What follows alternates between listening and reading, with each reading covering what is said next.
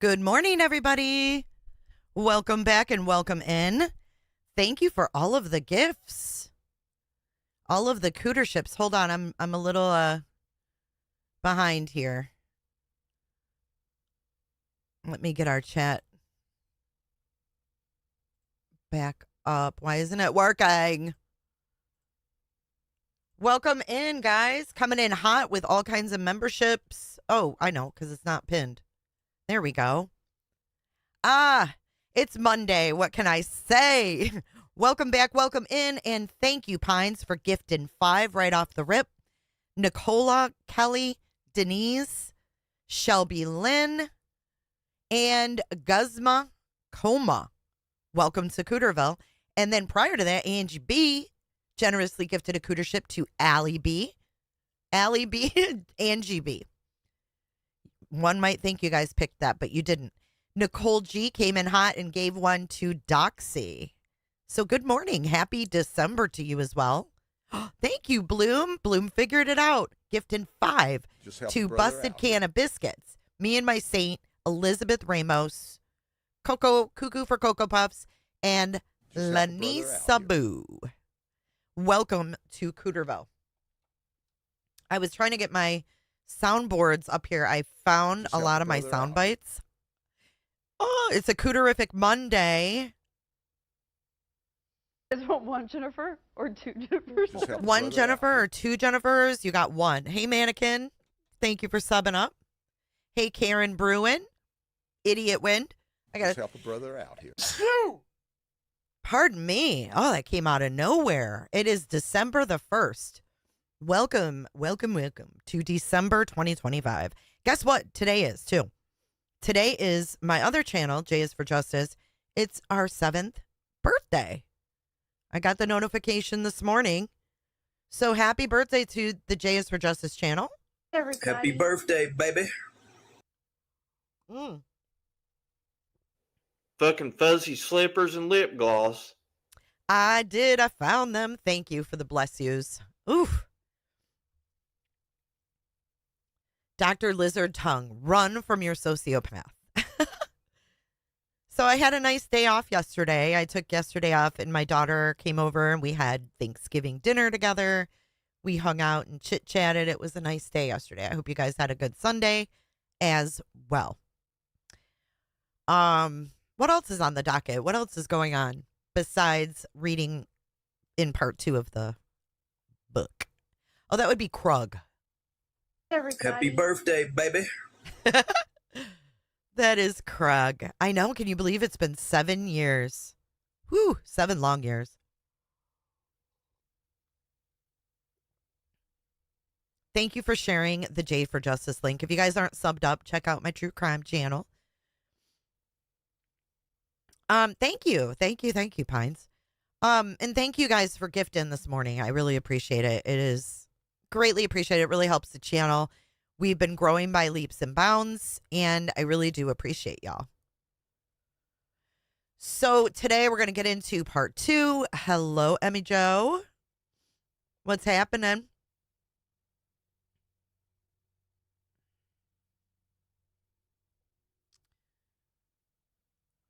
Oh, we have some Christmas sound bites too. I uploaded the Christmas sound bites. Cheap, lying, no good, rotten, four-flushing, low-life, snake-licking, dirt-eating, inbred, overstuffed, ignorant, blood-sucking, dog-kissing, brainless, dickless, hopeless, heartless, fat-ass, bug-eyed, stiff-legged, spotty-lipped, worm-headed sack of monkey shit he is! Hallelujah! Holy shit! Where's the Tylenol? That's like one of my favorite Christmas movies. Merry Christmas. Merry Christmas. Merry Christmas. Kiss my ass. Kiss his ass. Kiss your ass. Happy Hanukkah. Hey, Vibrator. Good morning. Good morning, sister. Good morning, Marissa. And then we have one more from Christmas Vacation. And when Santa squeezes his fat white ass down that chimney tonight, he's gonna find the jolliest bunch of assholes this side of the nut house. We are going to be the jolliest bunch of assholes this side of the nut house this year for show up.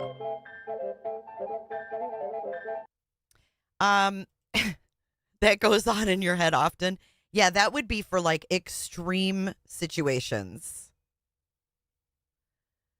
So anyways, yeah, that's my updates. I started decorating. I've got my Christmas stuff up. I've got lights up that someone sent me, and I got to get batteries for them, but we'll be lit up for Christmas soon here in the Everyday with Jay studio right here in the heart of Cooterville. We are coming at you live right from downtown Cooterville this morning, and we are going to start reading.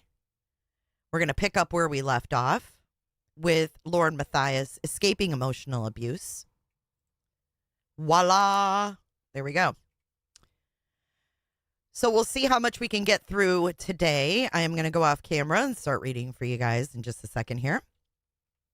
But if you guys have not hit the like button yet, please do hit the like button. It is a great way to support, and it really does get this out into the algorithm. Jay said batteries as I typed vibe. Perfect. Just perfect, Sarah Lee. It's just a little reminder, I guess, Sarah. Good morning, Tara Lee. Look at, we got Tara Lee, Sarah Lee. I love that movie, Emmy Joe. All right, so put your listening ears, and I like that one too, creative. Put your listening ears on, and we're starting with this chapter called Daring to Fly, and we are on page 105 of 296. And just like on Saturday when we read the first part, any membership gifting and super chats, greatly, greatly appreciated. I'm going to get to them in groups. I'm not going to stop every time. So thank you for your donations today. Thank you for everything. Thank you for your support. I really appreciate it. So here we go, guys. Daring to Fly. And if you remember, we left off where Lauren was moving to Boise to going to interview for this job and got this job or whatever. So there she is on the set of News 6. And here we go. My fear in oh, look at this collage. Come on, Lauren. Look at this. Look at her collage in her book. My fear in moving alone to Boise started to dissipate. Being a reporter in that city brought out the best in me, the me I had buried in my desperate attempt to save my marriage. What if I fall? Oh, but my darling, what if you fly? Oh, yeah, Pines. I hope she is too. Trying to get me in trouble and shit. So there's the collage in the book. Let me make my little icon smaller. But I exist. I'm here. Okay. My boss, Grendel, valued and trusted me in a way I had not experienced for a long time. She quickly gave me opportunities to anchor and improve my reporter skills. The producers respected my storytelling abilities. I was handed top stories, tough stories, and emotional stories. So as you can see here, it was presidential visit is what she highlighted, 2015. Presidential visit 2015 again, and then homeless shelter use. It helped boost my self-esteem after a stint of being belittled in my marriage. Getting out every day and interviewing people helped me to connect quickly to my new community, and Boise exceeded my expectations in every way. It was a beautiful city, a vibrant city, a city with character and sophistication I hadn't expected. I met new girlfriends, Karen Lair and Bree Eggers. Befriended me quickly. For that, I will always be grateful. So here's Karen and Lauren hanging out in Boise. That looks like the same place where she called the cops with Grayson. That's pretty crazy. Rachel, what are you talking about? What's Sally Ann Bowman, Syndicate, Vicky Chandler, Atkinson, Invicta, and AIG Insurance? Like, where does that come from? What is that? See Melrose House, Dingwall Road, Croydon. Slaps. What is that, Rachel? Rachel? I'm so confused. Don't you mean E.E. nuts and you're calling yourself a hero? Who's calling themselves a hero? Girl, what are you talking about there in chat? Am I just lost? Is it just me? But doesn't that look like the same place where they were standing in the body cam?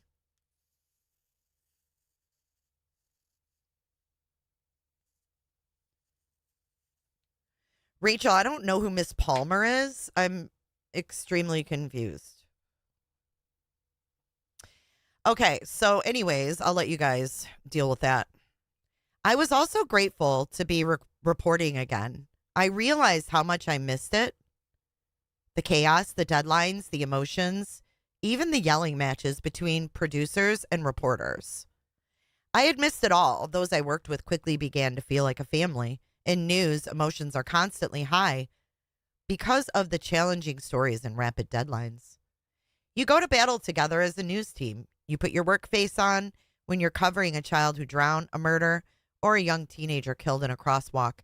It makes for tighter relationships among coworkers. We'll make jokes to keep things light or focus on the deadlines instead of the tears of those we interview. Still, the tears come before and after. Karen and I would joke about how many tears are shed in the edit bays, the tiny rooms where we write, voice, and edit our stories. But I loved it, tears and all. I love telling people's stories. I still do. Now it feels good to finally be telling my story. I stayed the first 2 weeks in Boise with my welcoming aunt and uncle until I could locate an apartment, hopefully with my husband. When I found the apartment, thanks to my fellow reporter Chris Oswalt, I called my husband and shared the rent price. I sent photos. I shared that it was a year lease, but they would allow for a 6-month lease under the circumstances. He agreed. I believed this meant we would eventually be living together in Boise. He told me to sign the lease. He said it looked great. He would be graduating in just a few weeks. He paid the deposit and the first month's rent. I started finding furniture at thrift stores. A $50 couch, a piece of wood for a makeshift table, a blue chair off Craigslist for $20, a $3.99 coffee table, and a $5 oil painting. Our Boston apartment had come fully furnished, and I wanted this Boise apartment to be ready for him, a temporary shelter to call home. I framed and hung our wedding photos, a standard ritual for newlyweds that I had always dreamed about. Who thinks that she really got this furniture? Come on. I don't believe that. Well, here it is. Here's the picture of her apartment in August of 2014. Doesn't look like she was really living like a low lifestyle. I mean,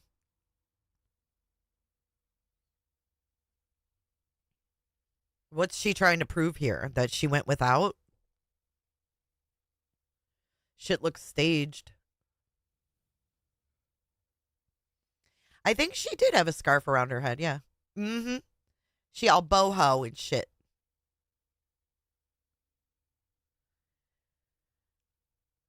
Later that month, I flew to Boston and attended his graduation. I asked him about his career plans now that graduation was finally here. I told him he had a fully furnished apartment waiting in Boise. He told me he didn't want to know what he didn't know what he was going to do yet, but he would most definitely visit me in Boise. He reminded me that his future wasn't there. He was better than Boise, Idaho, smarter, more accomplished, and more deserving than a small city like Boise. An all too familiar conversation began. Somehow, I still believed I could reason with him. Quote, I understand your future isn't in Boise, end quote, I told him. And I don't want you to feel tied down either. I'm open to moving anywhere you want, and I'm ready to move anytime, but you don't need a place to sleep in the meantime? He said, my future isn't in Boise, without discussion. But your wife is in Boise. Am I not part of your future? I'll never forget his exact words to this question. You left me, Lauren. No good wife leaves her husband. You left me, plain and simple. No good wife leaves her husband, he said. But you told me to go, I pleaded with him. Don't you remember giving me your blessing on the last night before I left? I would have stayed if you told me to stay. You told me to go, so I went. You know that's not true. You left me. I never told you to go. You left me, he proclaimed. I wondered, am I losing my mind? I know what he told me, and he told me to go to Boise. But where was I supposed to go, I said. You weren't working. You had no options for me. I attempted to discuss this matter endlessly. I will still go wherever you want to go. I want to be with you. Absolute, deafening, maddening silence. Always silence when the big issues arose, like the fragile state of our marriage. He never had answers when it mattered most. You left me, he kept repeating. I visited with my therapist one last time, this last trip to Boston. He reminded me, quote, you can't reason with the unreasonable. It will feel like you're going crazy, but it's not you. There's no rationality with someone who's irrational, end quote. I decided to take a break from the confusion and enjoy the graduation, the celebrations, and friends.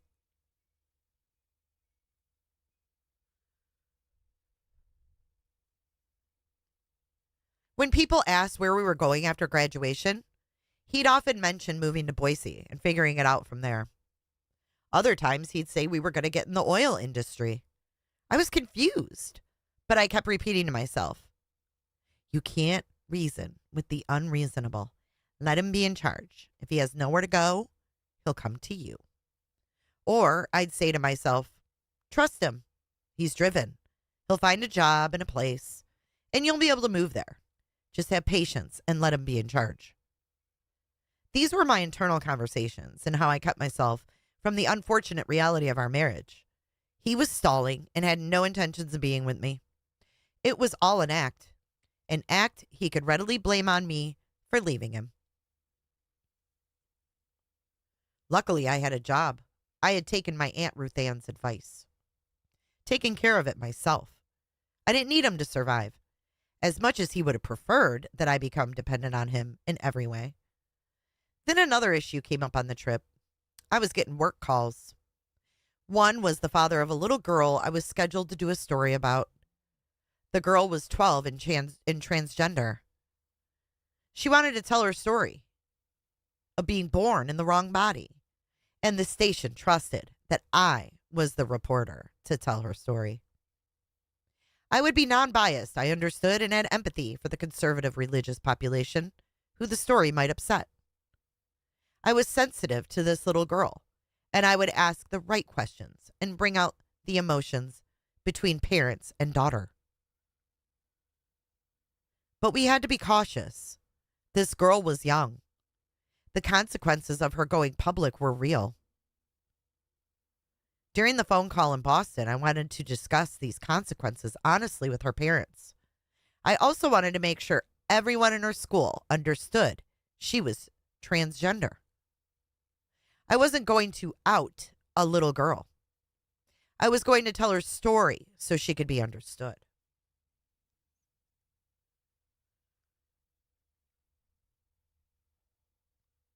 Hold on.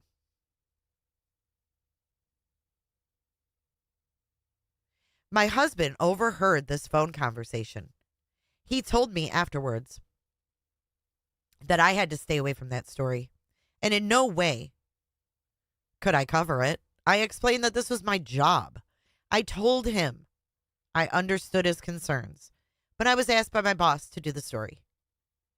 This is what I did. Shared people's stories in an objective manner, no matter where that led me. This was the career path of a journalist. He told me that if I knew what was best for everyone involved, I'd walk away. The story was embarrassing, and I would embarrass him and everyone else in the community by covering it. Walk away, he said. You simply cannot cover such a ridiculous story.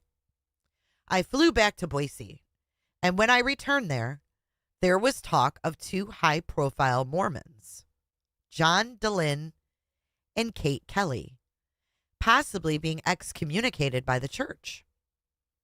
I was the only Mormon reporter in the newsroom, and they asked me to cover it.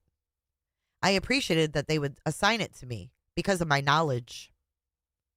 My husband called me at work, and I told him I had just interviewed DeLynn and Kelly. Lauren, you cannot do that story. Tell them no. This is far too controversial. It will make you look bad. But this is my job, and that was my assignment. I'm expected to collect information and tell this story in a non-biased way. I'm a journalist. This is how I earn a paycheck. Come on, Lauren, he said. You cannot tell this story. I'm telling you, don't get involved in this. It will make you look bad within the church. What am I getting involved in? I don't decide what stories I'm assigned. I don't care, he said. That story is too controversial. You need to tell your boss no and back out of it. You'll look really bad here if you cover it. Even from afar, he was trying to control me and how I did my job. He was trying to control and censor every story that came my way.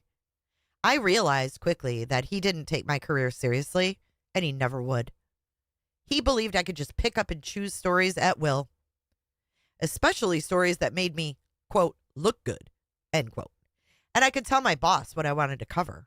Apparently, in his world, a job meant imposing your grandiose will upon the workplace.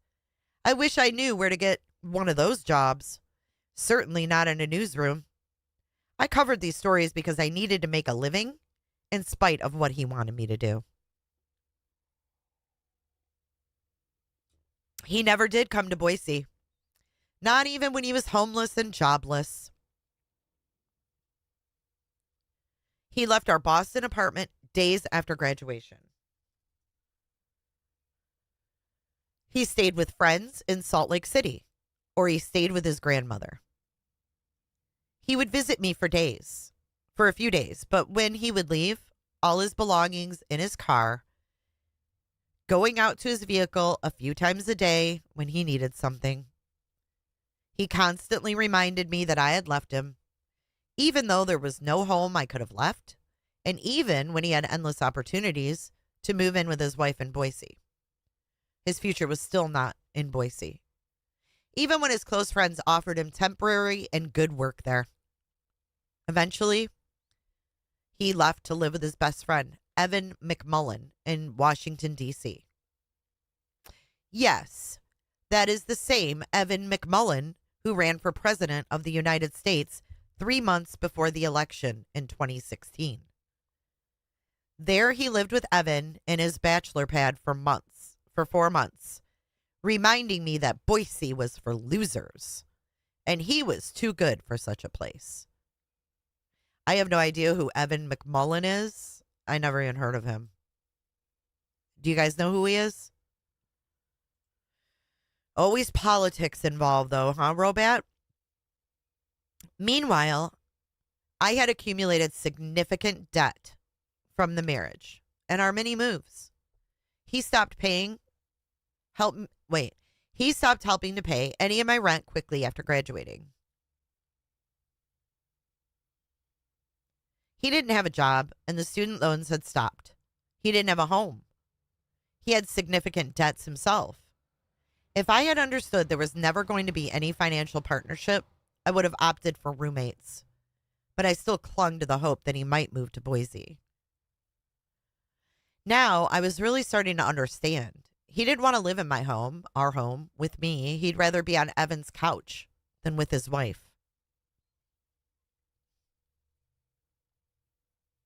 I realized my new home in Boise wasn't a newlywed's apartment, and it never would be. He had left me alone in spite of all my pleading and wishing. I decided to take down all of our wedding photos in a symbolic gesture of feeling abandoned by my new husband. That was the end of August of 2014, almost 5 months after moving to Boise. He refused to be with me. I was married, but had never felt so alone in my life. I was beginning to relinquish hope that the marriage would ever work. What husband refuses to live with his new wife when he's unemployed and has no other options except for the couch of a best friend? And then to constantly blame his absurd choices on me? I couldn't help but recall my therapist's dialogue about narcissists. I was beginning to understand what I was really up against in the man I had married. In spite of being alone, I was also finding myself again. I owe so much to Boise, Idaho, and my family at KIVI TV. I was falling in love with my talents, and I was becoming more confident. I was enjoying new friends. I was asserting myself and discovering my authentic self. I began to fly, not fall. The blue sky was open for me. At the Idaho Press Club's award, I won first place for my 2014 report on DW. The story of the 12-year-old transgender girl my husband had so strongly attempted to squash. So this says first place Idaho Press Awards.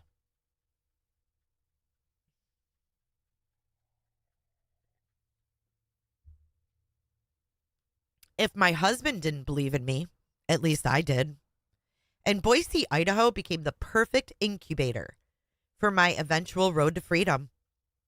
Because my work colleagues I want to say thank you for making it happen. believed in me in a way that my husband never did. Here she says boss told her to do the story about the 12-year-old girl, but in Mastori's interview she said network was so against it and had to fight to do it go all the way to corporate. Oh, you're kidding. Thank you, Idiot Wind. So there's another conflicting story. Thank you so much for your super chat. But yeah, strategic liar, right?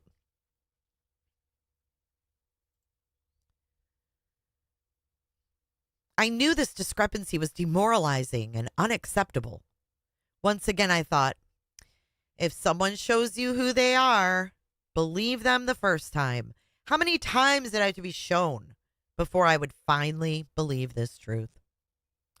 Started to look into the future and believe in myself again. I was an empowered newlywed consisting of only myself, a couple of one. Hi, Andy. Good to see you this morning. I desperately needed to believe in myself for the tumultuous road ahead. So this is DW. Who's DW again? Who the fuck is DW? Oh, this is the girl that she did the interview with. Okay. DW is the transgender. So this is DW. And this is Lauren. It says DW and Lauren on the Nate Shellman show. Must be some radio show or something. There she is.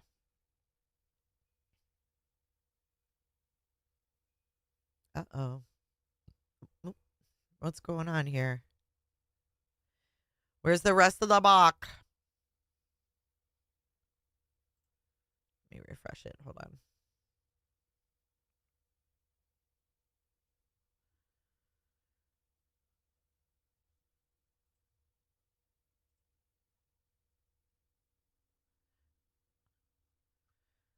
Well, I'll be damned. 117. Hold on.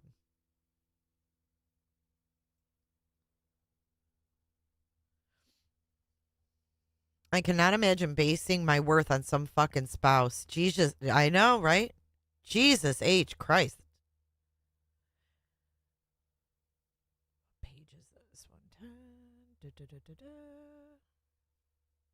Okay, here we go. It popped back in. Now we're on expressing gratitude for your stories. And we have a picture. I guess that's Lauren right there. The cave you fear to enter holds the treasure you seek. Before I started on this journey of sharing my story, before my decision was made to be vulnerable and honest, I was hesitant and afraid. I questioned myself. I went through all of the worst case scenarios and felt all the insecurities I think one would feel before going so public. I went through all the whys. Why do I want to do this? Why do I feel strongly about telling my story? The same reasons would always come. During my marriage, I wish there had been more blogs like mine. I don't believe emotional abuse is talked about enough or written about enough, and that makes me angry. I wanted to do something about it and make a contribution to this vastly ignored topic. For making it happen. Thank you. Another reason, in my 5 years as a TV reporter, I'd learned the value of stories. My job was to convince people daily to tell their stories and to encourage their vulnerability during interviews. I've told countless people they could trust me with their stories. I could do this convincingly every day and wholeheartedly because I believed in the power of stories. And I knew how much we need to share people's stories. They change us. Stories connect us to humanity in a way nothing else does. They alter our views. They make us think and decide what we believe and why we believe. The stories can even startle us into changing as we realize the story has challenged the way we've thought about our cherished beliefs for years. What a beautiful moment that was for me to be startled by my own long-held beliefs and to take the risk of telling my story. It means I'm continuing to grow and learn. I love people's stories because they're powerful and necessary. And I believed my story was finally worth telling, especially if it might startle some people out of complacency and help them to change. Yet months ago, I was doing the same dance so many of my interviewees had done when I was a reporter, questioning myself. I was doubting myself, the idea of taking my story public. What would people think? How many would turn their backs on me? Who will I embarrass if I tell the truth? Who will embarrass me? Do I really want to take off all these layers so openly and honestly? Do I really want to unveil so many painful experiences and truths from my past? But then I remembered this quote from Joseph Campbell. The cave you fear to enter holds the treasure you seek. The treasure I sought was far more important than my fears. I wanted to help people. I wanted to provide a voice for those stuck in similar situations. I wanted women and men to know they're not alone. I wanted the World Wide Web to hold some answers for those who were looking, just as I was looking for similar answers and hope not so long ago. Sharing this story has not been easy. Some of the consequences I feared have begun. I almost stopped several times. An older generation of men and women think sharing stories like mine might be, quote, airing dirty laundry. And you just don't share your most private life. Why can't you just talk about abuse without having to share so many personal details, they might say. Because, I would reply, the devil is in the details, and all worthwhile stories show the bitter truth in addition to telling it. I wanted, no needed, to show the details of my story, to convey the real difficulties of living in a toxic relationship. But I've also paid a price. I've lost some friendships and I've been ostracized from some social groups as well. Some friends have become more distant and uneasy over my blog, and they avoid mentioning it for fear of broaching an uncomfortable topic. I have fully understand these consequences, however, and for the most part, I prepared myself for these reactions. I don't blame anyone for feeling uncomfortable or feeling the need to part ways with me. Comes with the journey. All worthwhile journeys and stories necessarily involve some pain and sacrifice, and I've begun to experience my share. That's how I know this journey is well underway. Thank you, Shell, for your super chat. Jay, you reading word for word, laughing my ass off. Isn't that the only way to read a book, word for word? Someone in this YouTube universe asked and made a post and said, how is J is for Justice reading that book word for word? And my response is, isn't that how you read a book? Word for word? How else do you read a fucking book, people? Courage is not the absence of fear, but rather the judgment that something else is more important than fear. To be clear, this book is not, nor will it ever be, about dirty laundry or gossip, although I suspect some people will interpret it that way. And this blog is not about me seeking revenge or getting back at people that have hurt me. I'm a journalist, and I've been trained to document and describe people's stories, including my own life, from a factual perspective. Please.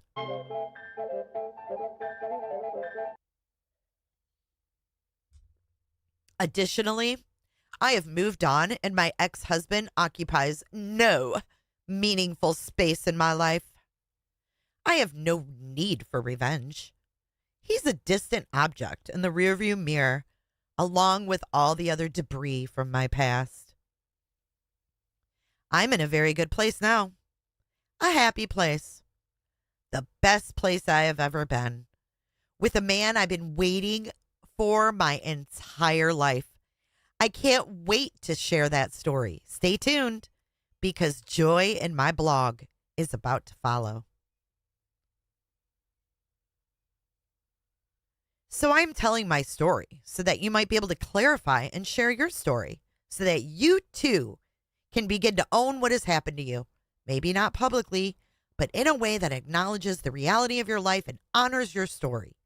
In being honest with our own lives and our stories, perhaps we can begin to lessen the shame, to heal together, and to move forward with our lives. Well, personally, Lauren, I don't feel shameful. That sounds like you're projecting from your own feelings, girl.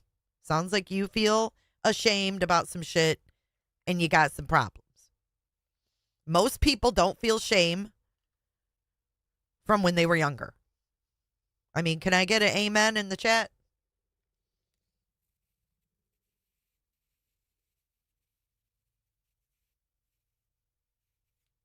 I mean, this chick just constantly feels fucking ashamed of herself. Ashamed of herself. Okay. Oh, all right. Here are some of the stories you've sent me since beginning this book. So now she's going to share other people's stories? I've reached out to those who sent these privately and asked if I could share them. I thank you all for these wonderful stories. They have all touched my heart. In those dark moments when I wonder if I will go on, when I've wanted to stop, and when I've questioned myself, your stories were my treasure and the reason I keep going. Never stop seeking your treasure, even if the journey becomes treacherous. So we're expected to believe that people cared so much about her blog that they privately sent her stories.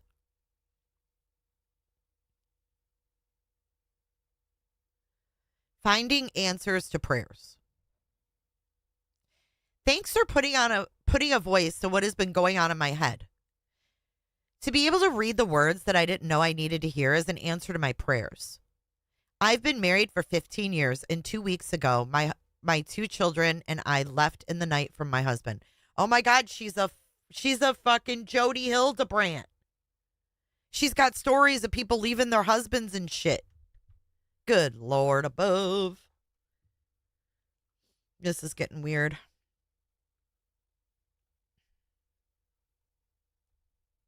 Psychopathy. I don't know what will happen with my marriage, but I've taken that first step. I have put my life in the Lord's hands, and I'm following him 100%. Thank you for helping me see and understand things. My sister was the one that found your blog, and reading it actually opened my eyes for the first time. It helped me see what I've been dealing with for all these years. Thank you for your courage to share your experience. It has blessed me more than I can say. Here's another one. Questioning her decision. I've been reading your blog, and it brought me to tears. Thank you for your beautiful, raw writing. It really hit home. I have struggled for years, wondering if I did the right thing, especially now having a daughter. And after reading your posts, I know what I did was the right thing, no doubt. I still deal with the control to this day with our daughter. But I am so happy that I am not in that marriage anymore, not controlled anymore, and not feeling like everything I do is wrong. And yet another story that Lauren received from her blog. My ex-husband once told me he couldn't be married to me if I didn't stop crying. Wait a minute, this is her. This is you, Lauren. What are you talking about? Jesus Christ. The font is big when she goes over things that were sent to her. So here, struggling to let go. My ex-husband once told me he couldn't be married to me if I didn't stop crying. That he couldn't handle it when I cried. He didn't understand that I cried because I cared. In order to avoid the fights, I forced myself not to cry. I wanted my marriage to work, so I let him break me. Whatever he wanted, that's what I did. Because anytime we fought, he would tell me, maybe we shouldn't be married. I never felt my opinion mattered. So I kept my mouth shut and forgot who I was and what I wanted. We had 4 kids, and I stayed for them because I wanted them to grow up with their mom and dad. He said hurtful things. He didn't find me attractive anymore after I put on weight.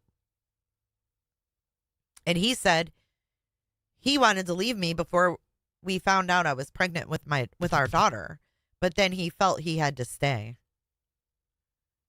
We were separated for a year, and he wanted to come back.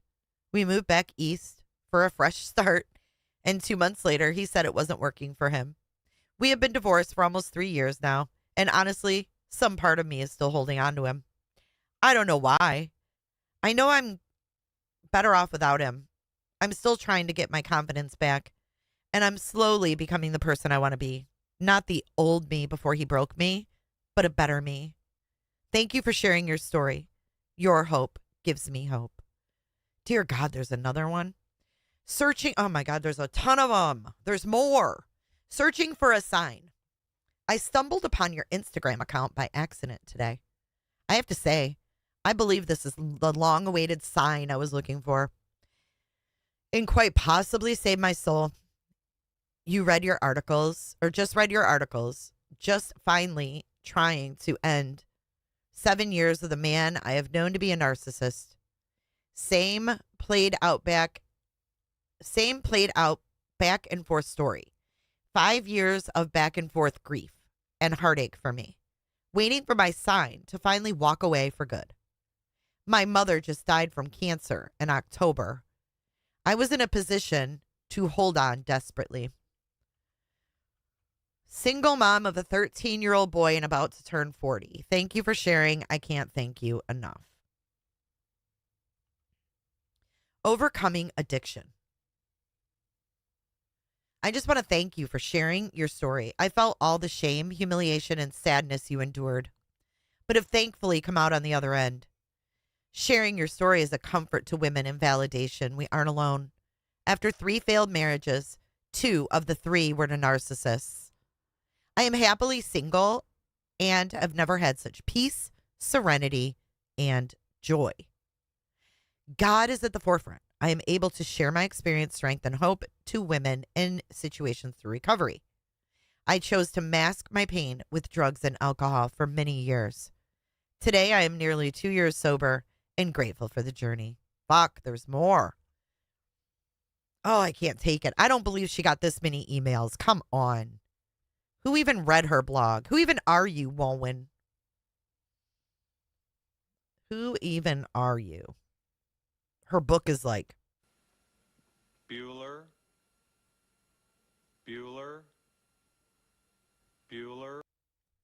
Christ almighty.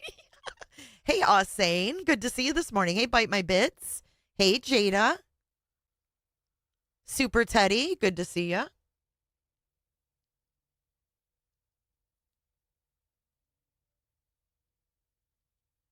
I'll see you later, idiot. All right. Advocating for speaking up. It took me a long time to understand that a marriage doesn't have to involve hitting to be abusive. I am so sorry you went through this. Also, good for you for doing this. The issues that you are getting into aren't discussed enough because women tend to feel ashamed and or scared.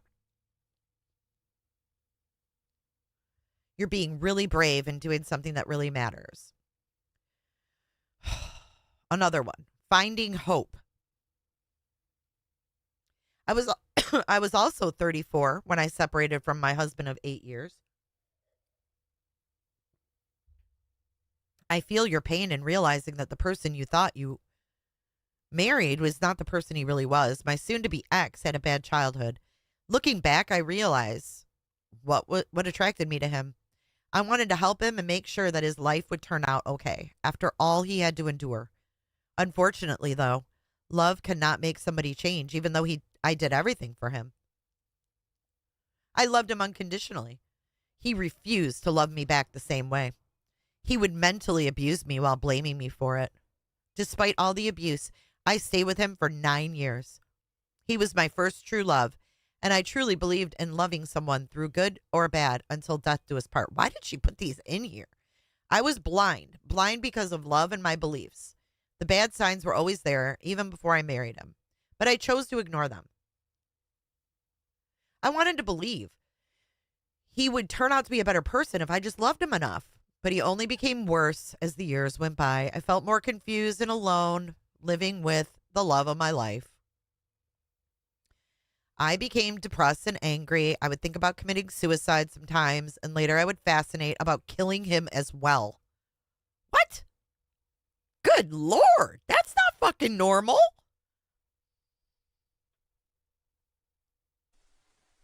What?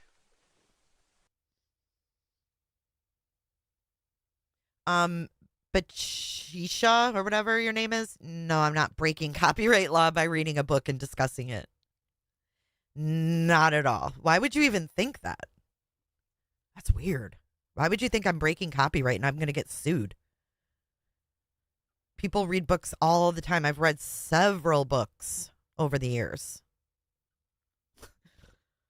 Okay. Now I'm going to get sued for reading a book. Okay. All right. So anyways, this person's fantasizing about killing her husband. He drove me to the brink of my sanity many times. He would call me crazy. He had this power where he could tell me basically anything, and I'd believe him. When he started to tell me that, I must be mentally unstable, because I believed him as well.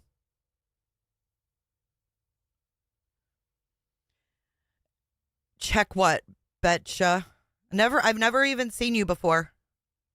I have never seen you before, but you're worried about me getting sued. That's pretty amazing. Will you be my best friend? Because you seem to be more concerned than my own friends. That'd be cool. Thank you for your concern, though. When he started to tell me I was mentally unstable, I believed him as well. Over time, my self-esteem plummeted to such an extent that I wasn't able to believe that one day I could have a better life. The dreams I had, this is so long, she had to have written that shit. Oh my God, look at, there's more.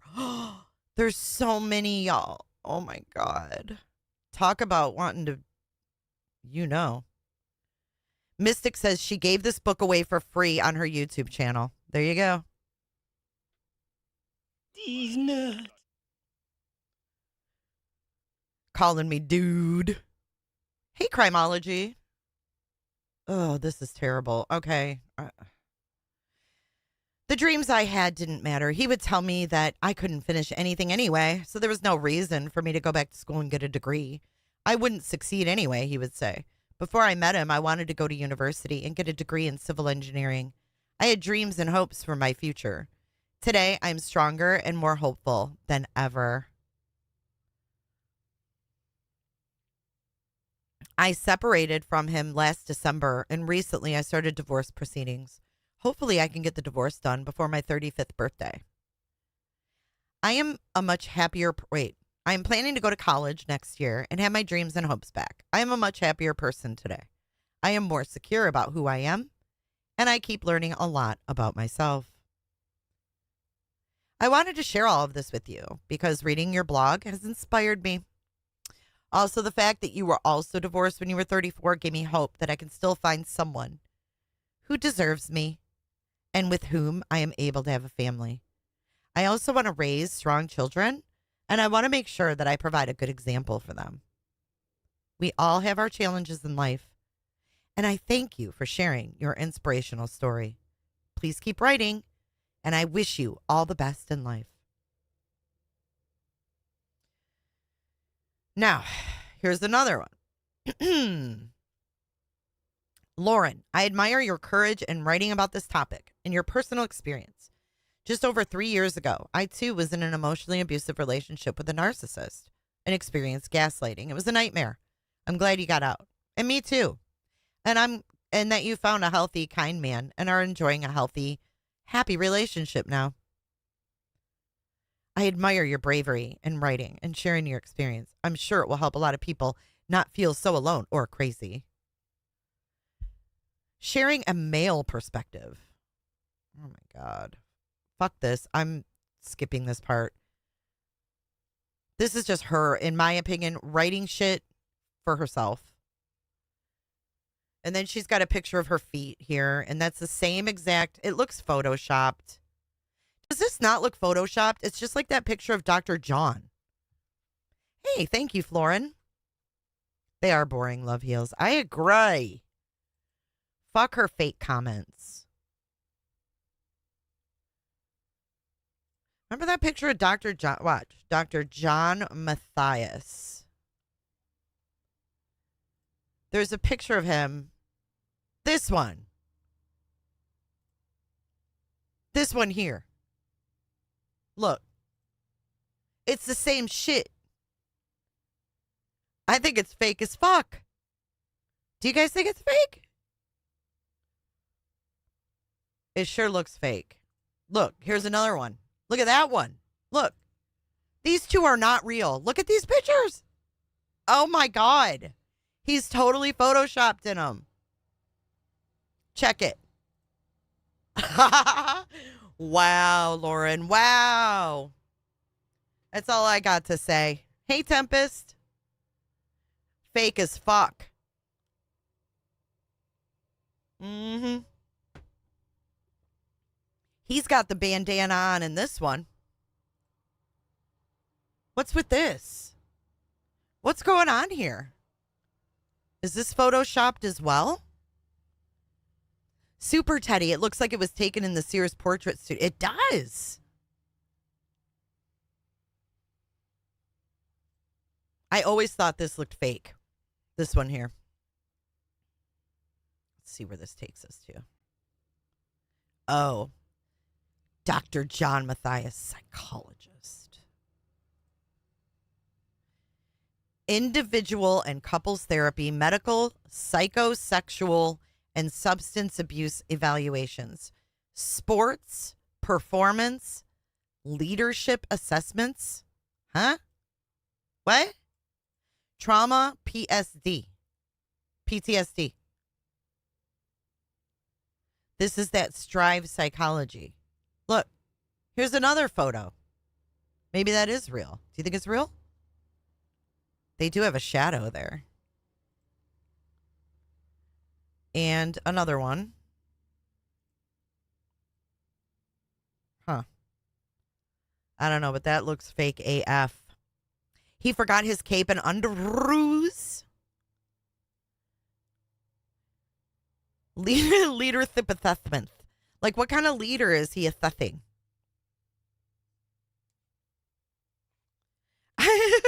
It's weird. The only photos you find are like these weird ones of them. Like him on Dateline. Let's see. Oh my God, look. It's his twin, Gypsy's mom.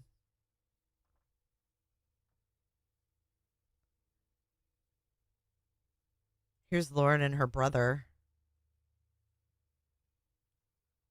But anyway, yeah, I always thought that looked fake. Back to the book. Do you think that she's really there? Leadership coaching from a guy who can't make eye contact.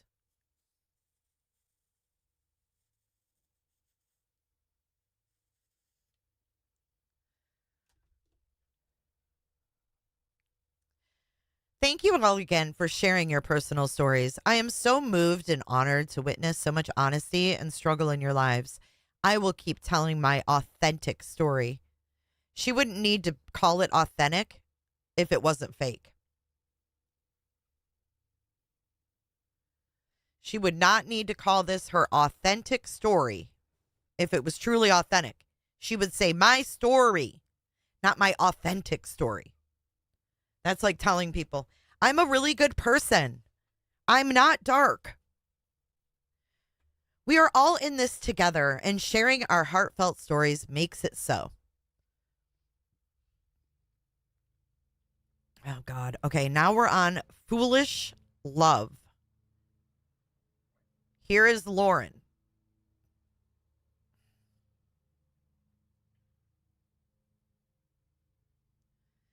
Poem by Lauren Matthias, age 14.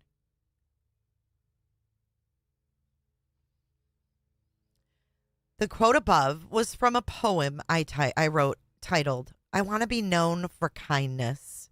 It was written just after I finished a stint of homeschool.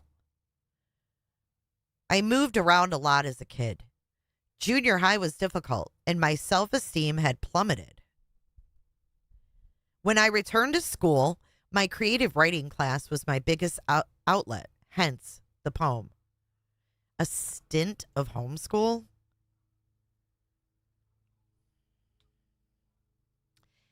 It was the very end of August 2014, and my husband was still living with his friend Evan, sleeping on his couch in his Washington, D.C. apartment. He told me he was there to look for a job, and I wanted to believe him.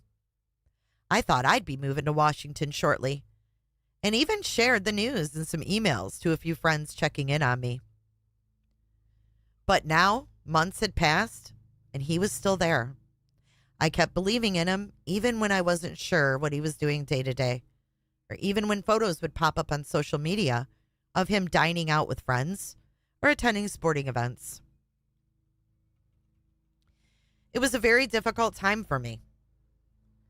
I took time off work and traveled to Salt Lake City and testified in court at the federal sentencing of my father. I cannot describe the pain I felt from seeing my father in court, a man I love and admire so much, in a situation that felt so wrong.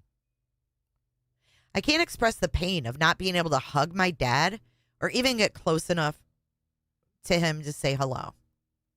My dad is legally blind, and he can't see me or anyone from a distance. But I was grateful to know he could at least hear me as I stood before the court and shared my thoughts about the man I knew, the generosity I had seen him show so many, and the strong children he helped raise. Now, let's talk about Daddy-O for a second. Daddy-O has proclaimed his innocence, said he was wrongfully convicted, and so has Lauren. He was not wrongfully convicted. He was rightfully convicted. Oh, here's her and her daddy right here. Dad and Warren.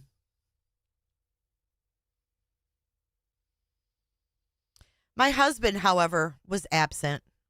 The man that was supposed to always have my back, to be there for me no matter what, had turned his back on me when it mattered most. Shit, her husband probably didn't want nothing to do with that family. I created excuses for him to calm the intensity of my pain. He's in Washington, D.C., I would say. He's talking with top people. He's there to take care of us. He's so important. I fantasized. He told me that he would be landing an amazing job soon, and that's what I told my siblings and friends at the courthouse. I'm so grateful that in my pain I had Ruth Ann. I texted my Aunt Ruth Ann throughout the whole sentencing. It helped. I had spent the last week sitting in court as a reporter in Idaho, sending notes back to producers, and now I was in court as a family member, watching a local reporter take notes about my father. Not being able to sit still, I took notes too. I shared with Ruth Ann everything the prosecutors, the judge, and my dad were saying. She showed compassion. She wanted to know. Earlier that day, I had read to her what I planned to say to the judge. She reassured me and said it sounded good. She offered helpful suggestions. Although Ruth Ann was hundreds of miles away, she still cared and I could lean on her. She was the only one who was truly there for me on that day.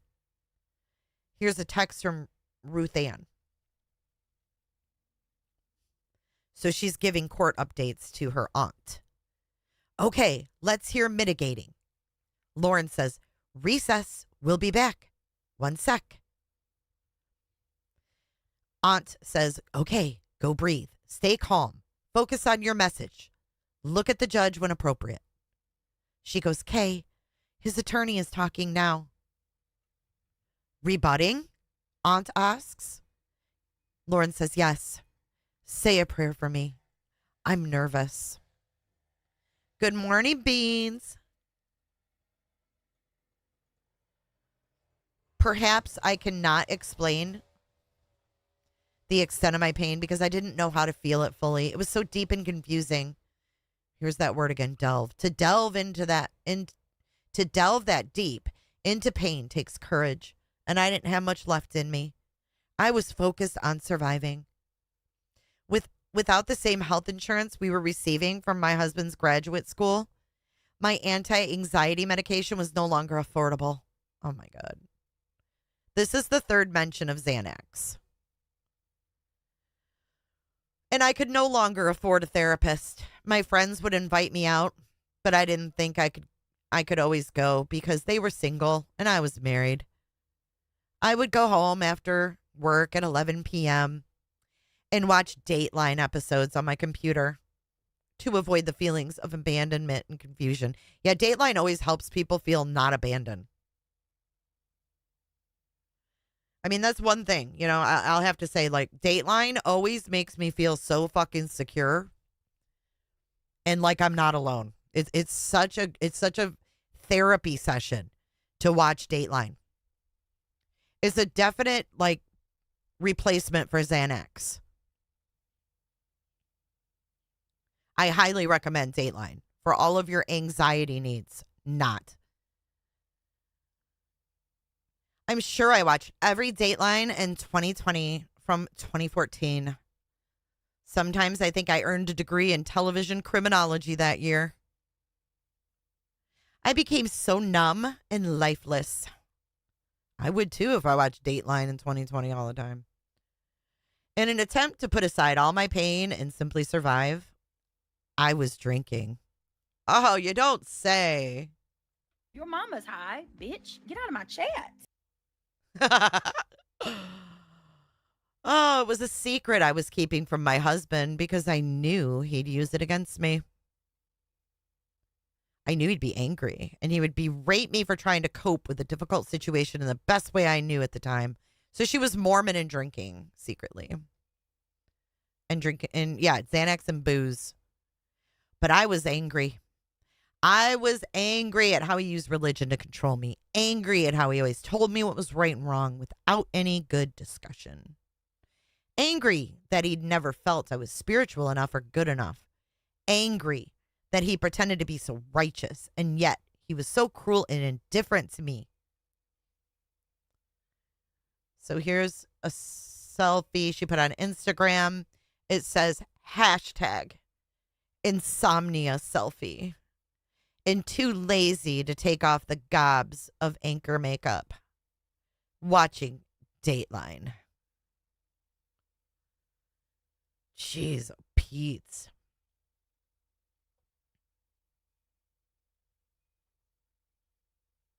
She is something else. The line crime. I was angry at what I had been taught growing up. I felt I had done everything correctly. I had followed all the rules and walked such a narrow path. And this is where it got me, alone and abandoned. I was not angry at God. In fact, quite the opposite. God was my most reliable friend through it all. I talked to God all the time and felt continuous with love.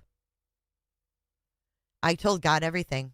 I grew closer to God each day, and my faith in this higher love only increased. I was longing for unconditional love, and that seemed to be the place I could find it. But I started to become very angry at the cultural lessons I had been fed. That I could have my Mormon family fairy tale if I just followed this set path, marrying within the church, and was obedient to my husband.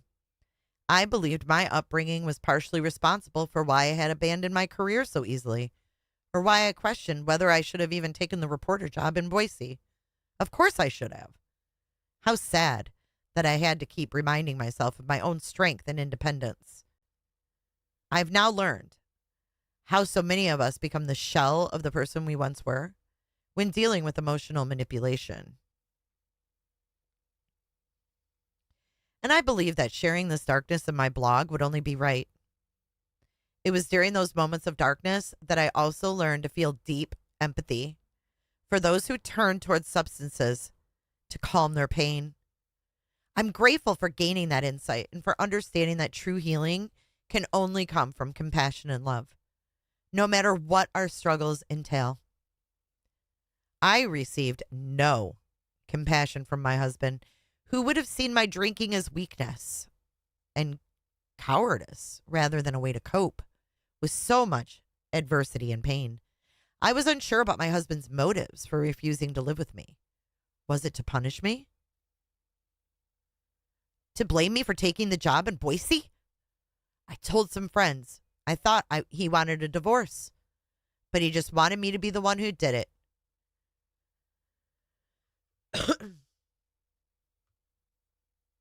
I started aching for his love and acceptance even more as he continually pulled away. Sadly, when someone abandons you, the right course of action should be to walk away, but instead, I just wanted him to love me even more. I craved his attention. I wanted his acceptance. I wanted the love I thought he'd once shown me, but it only became worse. Whenever I called and shared something that mattered to me, he would stop doing it and then blame me. When I told him it would feel good if he called and made sure I made it home safely each night after work, he stopped checking in. I knew his behaviors were manipulative, a constant power struggle, but I craved his approval. I understood intellectually that I couldn't change him and that I couldn't get him to love me, but emotionally, I was willing to jump into the same black hole over and over again, despite beginning to understand there was no way out. Some call this codependency, and I have to agree. I sometimes felt compelled to seek the most approval from the person who cared the least, which only created more approval seeking. A dysfunctional dance that always seemed to give him the upper hand and keep me hooked on his manipulative hook. Why did I devalue myself so much that I even wanted to engage in this crazy dance? When I try to discuss my loneliness and pain, he would always provide a non-answer. I'm doing all I can, Lauren. What do you want me to do? Come to Idaho, I would say. Search for a job from our apartment. There are always options. We can make it work. But you left me, Lauren. You left me. Always the same old story. Always my fault. Here's what I learned from this dysfunctional dance. When you're weak and vulnerable, you're likely to be exploited. When you're too giving, you'll be exploited. When you have plenty of love and compassion for others, you're susceptible to being exploited. When you lack assertiveness or self-esteem or offer empathy to those fools who don't deserve it, you will be exploited. Whew. She's got a really skewed way of looking at things, I must say. Thank you guys for joining today. If you haven't hit the like button, now is a good time to do so.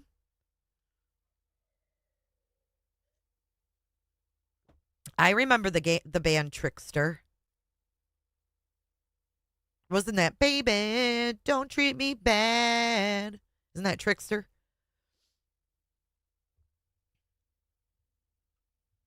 Okay, we are now on page 140 of 296.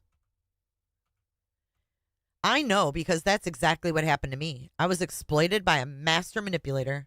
Of course, if you bring all of those qualities to the table with a trustworthy partner who's capable of love, real love, not pretend love, then you won't be exploited. I know now that my weakness and vulnerability were the very reasons I was even in this dysfunctional relationship. I met my husband at the lowest point of my life almost 5 years earlier. When he came into my life, my father's legal struggles had begun, and he had gone to prison. We lost our family home, our financial security, our emotional stability, and I was living in Pocatello, Idaho, as a 29-year-old single woman on a measly newbie journalist salary. I was living with my grandma, and my parents just shared they were getting a divorce. I had a lot of pain, and I felt abandoned. My dad and my family had made me feel safe, and now I had a huge wound that could not be mended. I was susceptible to exploitation. Hey, Auntie Cheryl, good morning.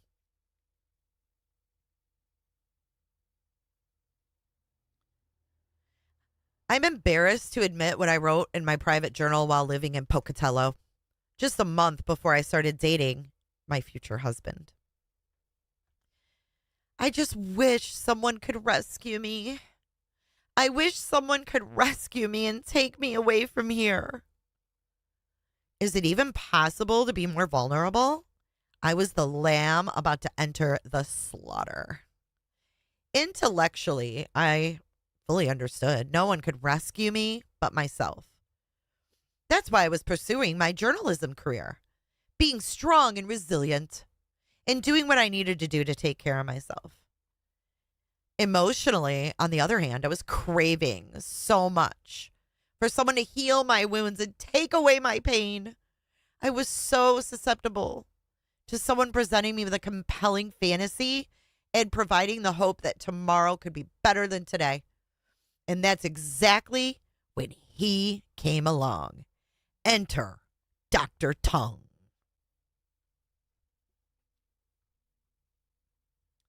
When he attempted to start dating me, coming up to see me in Pocatello, a 3.5-hour drive for him, something didn't feel right. He would shower me with gifts, love letters, words of praise, even though he barely knew me. He would help me with my news reports, but my gut kept telling me something wasn't right. I felt guilt for all the kindness I thought he was showing me. But one day when he called me and asked to come visit again in Pocatello, I told him no. My gut was telling me no. He told me he had gifts for me from his trip to Paris. I told him I couldn't visit and that I needed time alone. He responded, well, I'm going to make an executive decision and come anyway. And I was angry. He would dismiss my request for him to leave me alone. I knew it was wrong. I knew he was crossing so many boundaries by ignoring my request. So I followed his executive decision with an email. In that email, I told him not to visit. I said I was sorry, but I know I will never have feelings for you. He called me immediately on the phone after I sent that email. He acted sad and asked if he could come up for closure. I felt sorry for him. Told him he could. She felt sorry for fucking John. Yikes.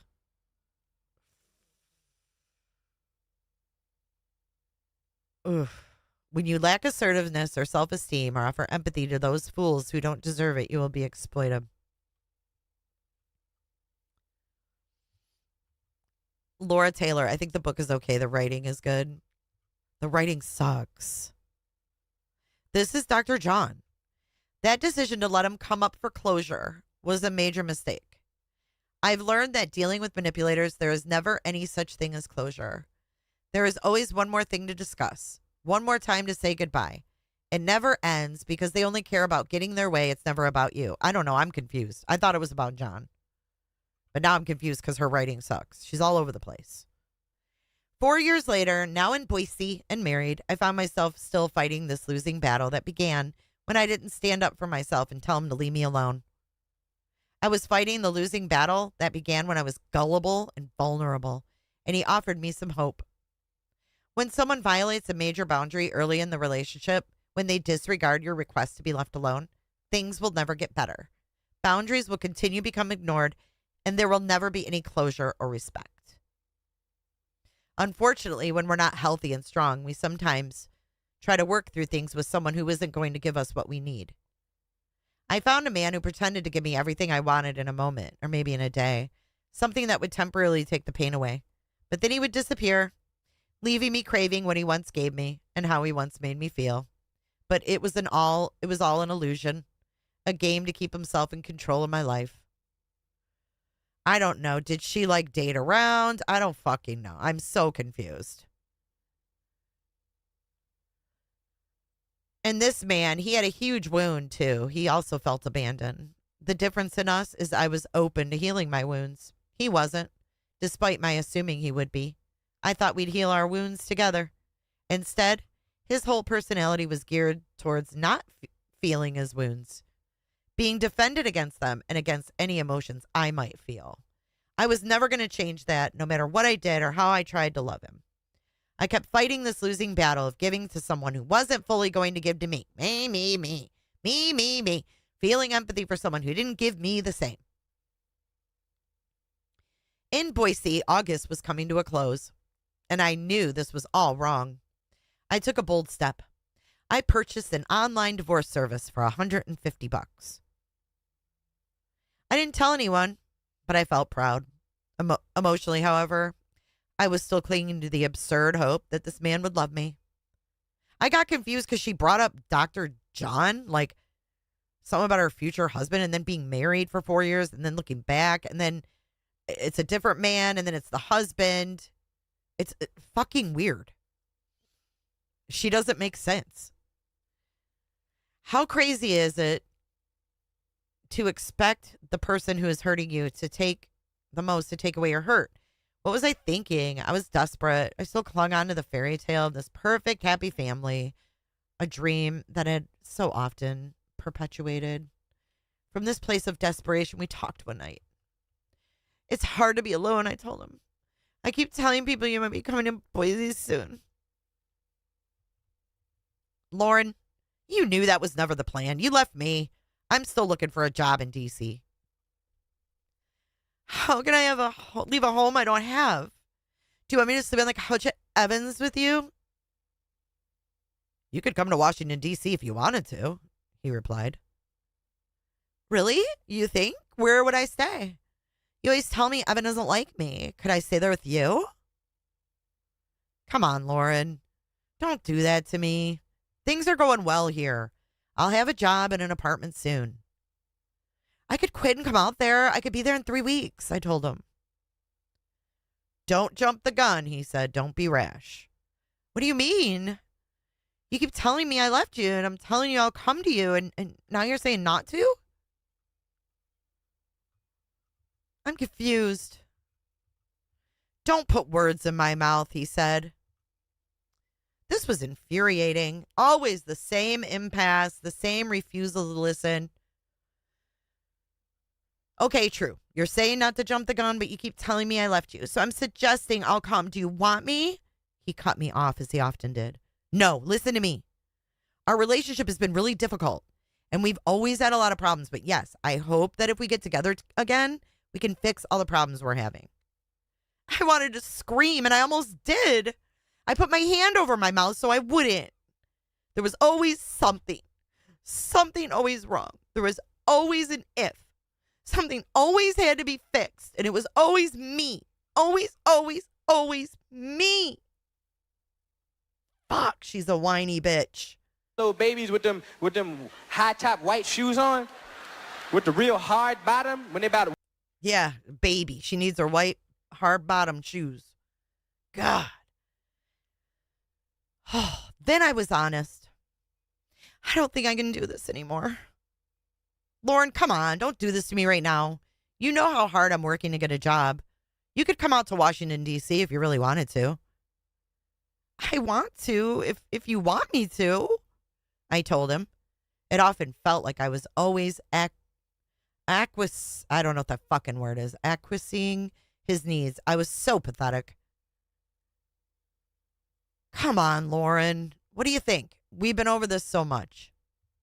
There was never an I love you, never a I want to be with you, and never I miss you. Those were what I was aching for more than anything else. I waited for them. I hoped for them. They never came. He was incapable of giving me what I wanted in an intimate relationship. But I was naive enough to believe it might still work. I realized I could no longer live with such turmoil. I either had to divorce the man I thought I'd spend forever with, or I had to move to D.C. and trust he was on the path he promised me he was on. Here we go. Okay, I'll come, I told him.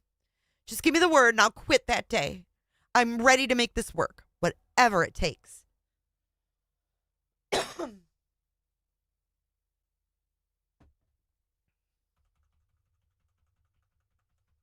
God. I am strong because I am weak. I am wise because I am foolish. Good morning, YBE, and everybody else that is just coming in. Thank you for joining. And hit the like button. Thank you, Auntie Cheryl. Alrighty, we are on page 147 of my PDF thing here. Oh my God, what is this? What in the pure fuck? What in the world? It says, as for my girls, I'll raise them to think they breathe fire. Come on. What you are witnessing is real. The participants are not actors.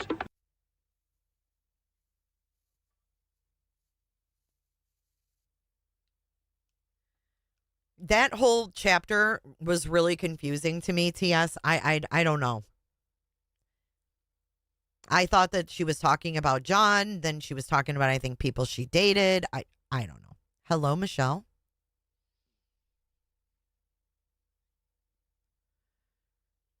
This photo was taken in September of 2014 as I prepped to fly with the USAF Thunderbirds.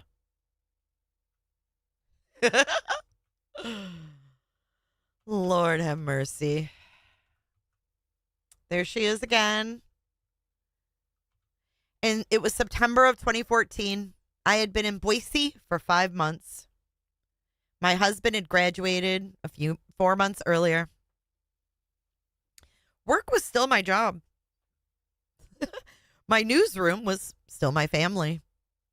The Thunderbirds were coming to town, and the 3 local news stations had received word they'd choose one reporter to fly with them in an F-16.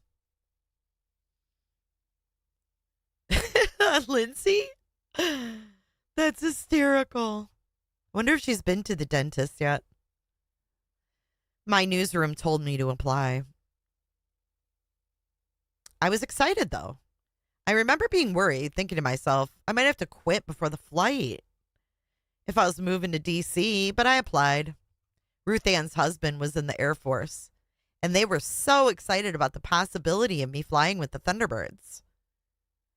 Not feeling Evan would really be okay with me sleeping on his floor, I waited for word from my husband to tell me to quit and move out. During that waiting period, I reached out to those I knew in D.C. broadcasting, as well as agents. But the call from my husband to move never came. It never, ever came.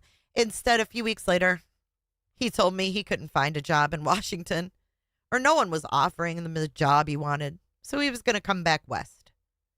He realized he wanted to start his own business now.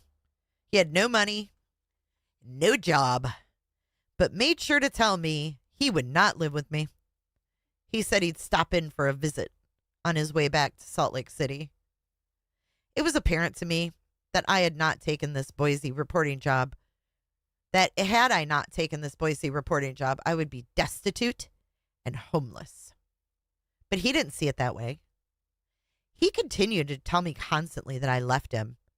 It didn't matter how understanding, trusting, and patient I had been with his job search. I was still a bad wife for leaving. Our separation was my fault. And he made sure I knew that.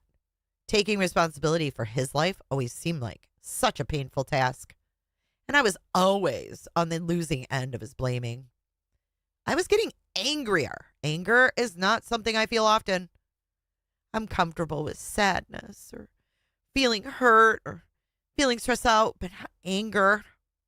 Anger has always made me uncomfortable, but I was starting to feel it more and more, and I was definitely getting angry. He arrived as promised, his car full of his belongings, but he'd bring nothing into our apartment.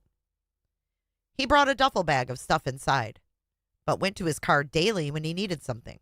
No, she's talking about her ex here. This is the ex. I won't forget this. I wondered if he felt afraid to bring anything in, that it might imply he was settling in, and he wanted me to know he wasn't. He came with me on a couple of my on-location live reports. He ran into friends and he bragged about me, his reporting wife. It felt so good and so confusing. He always bragged about anything that made him look good. He took photos of me doing my thing, and told me I was doing a great job.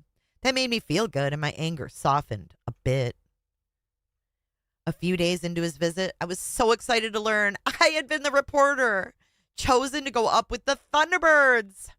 Ruth Ann and her husband Bill were so excited too. My husband was planning on taking off to Salt Lake City and couldn't come. But my mom was coming to watch the flight, and so was my cousin. So here we have the first mention of her mom, page 139 of the book. First mention of mom.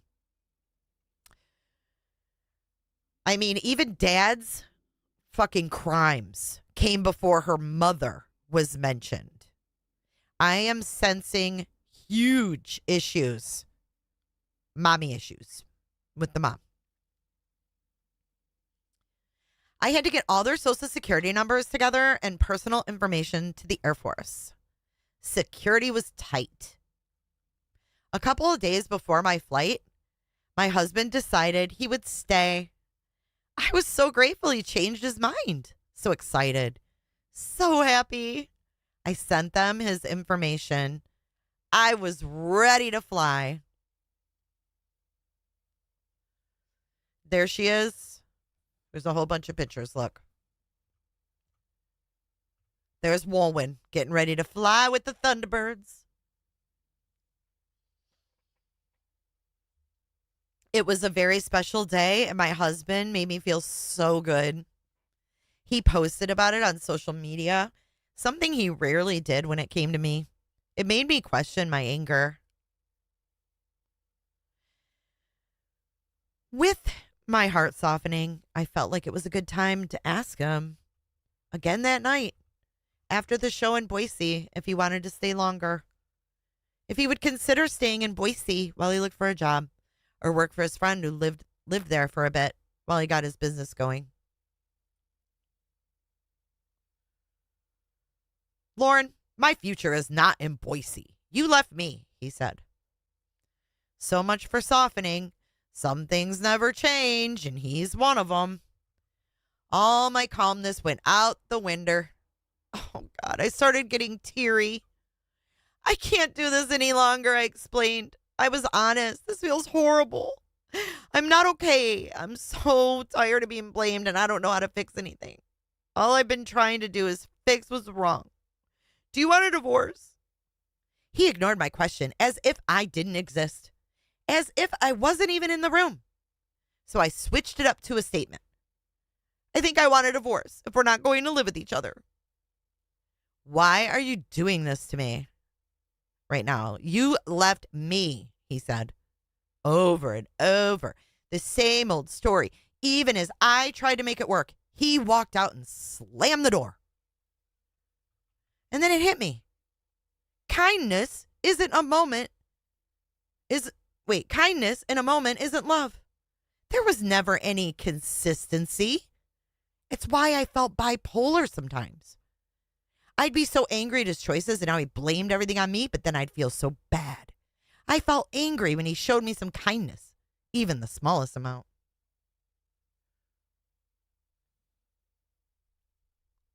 I shamed myself for feeling the anger I was feeling.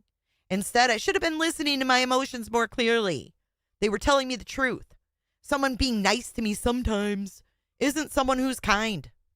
Someone choosing when to be nice or being nice only when it benefits them or makes them look good is someone who is controlling. It's someone giving love out in measurements. It's not love at all. It's manipulation. I was so angry that he would lead me on by showing me some small measure of kindness and then impressively blame me for it daily when he failed to listen or compromise about anything. Throughout all this, Ruth Ann and I were talking daily, whether it was in texts or phone calls. I was really relying on her. Here are some of those texts between the two of us. I think it's the best way to explain my mindset, where I was, what I was feeling, the anger, and how I was processing everything and progressing in my marital decisions. All names other than ours are blurred. This ought to be interesting. All right. Ruth Ann says, I know you're at work, but I wanted you to know that I'm thinking about you and I'm excited for you. That ride tomorrow will be incredible. Send me lots and lots of pictures via Twitter or just message me. Fly high, baby. Lauren says, thank you, Auntie. I'm so excited. I'll definitely keep you posted. I love you. Sweet dreams, baby face. XO, says Lauren. Yippies, says Auntie Ruth Ann. Lauren, I've been working 14 hours now. Shocked emoji. I emailed you that pic you wanted. I'll send my report soon, too. And the Thunderbirds are babes. Here's my pilot.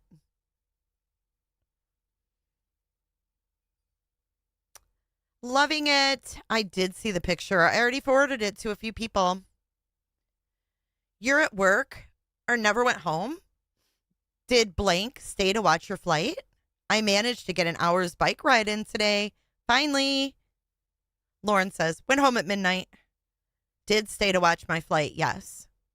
No work today after that long day. Gonna go work out at 11. Blank leaving today. Auntie says, I am glad that he stayed. That was the right thing to do. Enjoy your day off and hit the steam room. It was, says Lauren. And he was very kind, and it made me feel really good. But now he's gone again. And this is a dumb marriage. Getting sick of it. Ruth Ann says, I'm so glad that you are getting sick of it. I have been sick of it from the start, and so have many of us. You deserve and can have much better. Lauren, thank you for saying that, really. He left upset because I've been talking divorce and my heart hurts, but I have no other options. I'm aching. Sweetheart, if you want a marriage and a family, blank cannot be in your life. You guys have had this discussion before, but the only one who will act is you. There is only one adult in this relationship, and it is absolutely you. And I know how unbelievably achingly sad the decision is, but I do hope you've made it.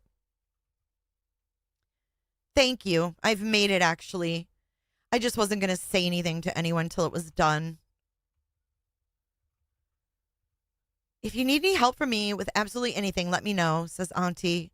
You have an abundance of friends, but if you want me to help set up the apartment, go back and forth with you, rent a vehicle and keep you company, etc., let me know. Lauren, he's homeless and lives with his stuff in his car. He won't even store some of it here. He's taking it all to Salt Lake City to stay with another friend. Really? Thank you. That means a lot. Auntie, this guy has not yet realized that he's an adult with a wife. Lauren, nope. Auntie, he could be doing something so simple, even teaching. He could be doing something to be of value in your marriage. Lauren, yes, There's no value, no support, no family, financially, nothing. No presents. He won't even wear a wedding ring. Just the big and little. Auntie. Lauren, he is playing at being married. And since he does not know how to make important decisions, he will blame this on you, and that's okay. When do you plan on filing papers? Or will blank or someone else help you? Lauren. Yes, he will blame me, and he does, and I just have to be okay with it. That was a big aha moment for me, too. He still blames me for when I left Boston. It means he's not sorry. He hadn't changed, and he will always blame me. About a month ago, I paid $150 for a service online. I never finished filling it out. It got to taxes and finances, and I was overwhelmed. I don't know what to do. A divorce service? I don't even know how to divorce. Auntie, chat privately with blank. He has been through this. You have your income to protect and his debt load to avoid. Blank can take an objective look at this and point you in a good direction. I'm not sure that I would trust an online service to give adequate protection. I can loan you the money for an attorney if that needs to happen. Lauren, I'm so angry. I just texted blank. Can I share what I wrote? I feel like I'm going crazy and I need to talk to someone. Of course, please. And do not rely on blank for peace or comfort. Thanks for the trust. Lauren shares the text. I can't believe you suggested I quit my job and move to D.C. just a couple weeks before you said there were no jobs for you in D.C.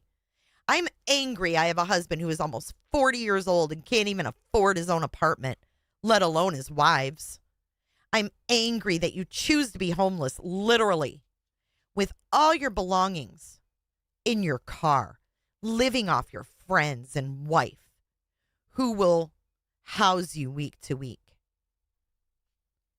Then Lauren says to the aunt, I can't believe he did this to me. I am so done. I've got to get myself together and get to work, but I needed to share.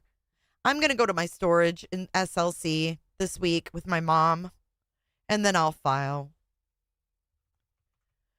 Auntie, this was a good text. Things needed to be said. Did you talk to Blank about best options? If you haven't, please do. You need to speak with an attorney. Have you drawn up a budget to see what your salary will actually cover? I don't want you to move in with Blank. I think that would feel like a double failure. Can you and your mother live together? Lauren, Blank did not respond, and I don't think he will. Auntie, isn't your friend an attorney? He would be a good way for you to go too. Lauren, he doesn't respond to hard things. Even if I say them in person, he just stays silent. Auntie, well, Blank called him a worthless shit. Okay. When do you need to get to work? And then we really need to talk. Lauren, I have to leave at 1:30 and I haven't showered. Can I call you on my way in 30 minutes? I can't believe this is even in a fucking book. Go get tidy. The first thing to do is put together a budget. And the first thing to do is to get to Utah. And the first thing to do is talk to an attorney. Lauren, Blank never responded to my texts. I just got on Facebook. He's at a BYU game with friends, posting about the game. What the fuck? Auntie, well, if you had any doubts at all, now you should not. Kick him to the curb, tie a tag around his big toe, and call it over. Yikes.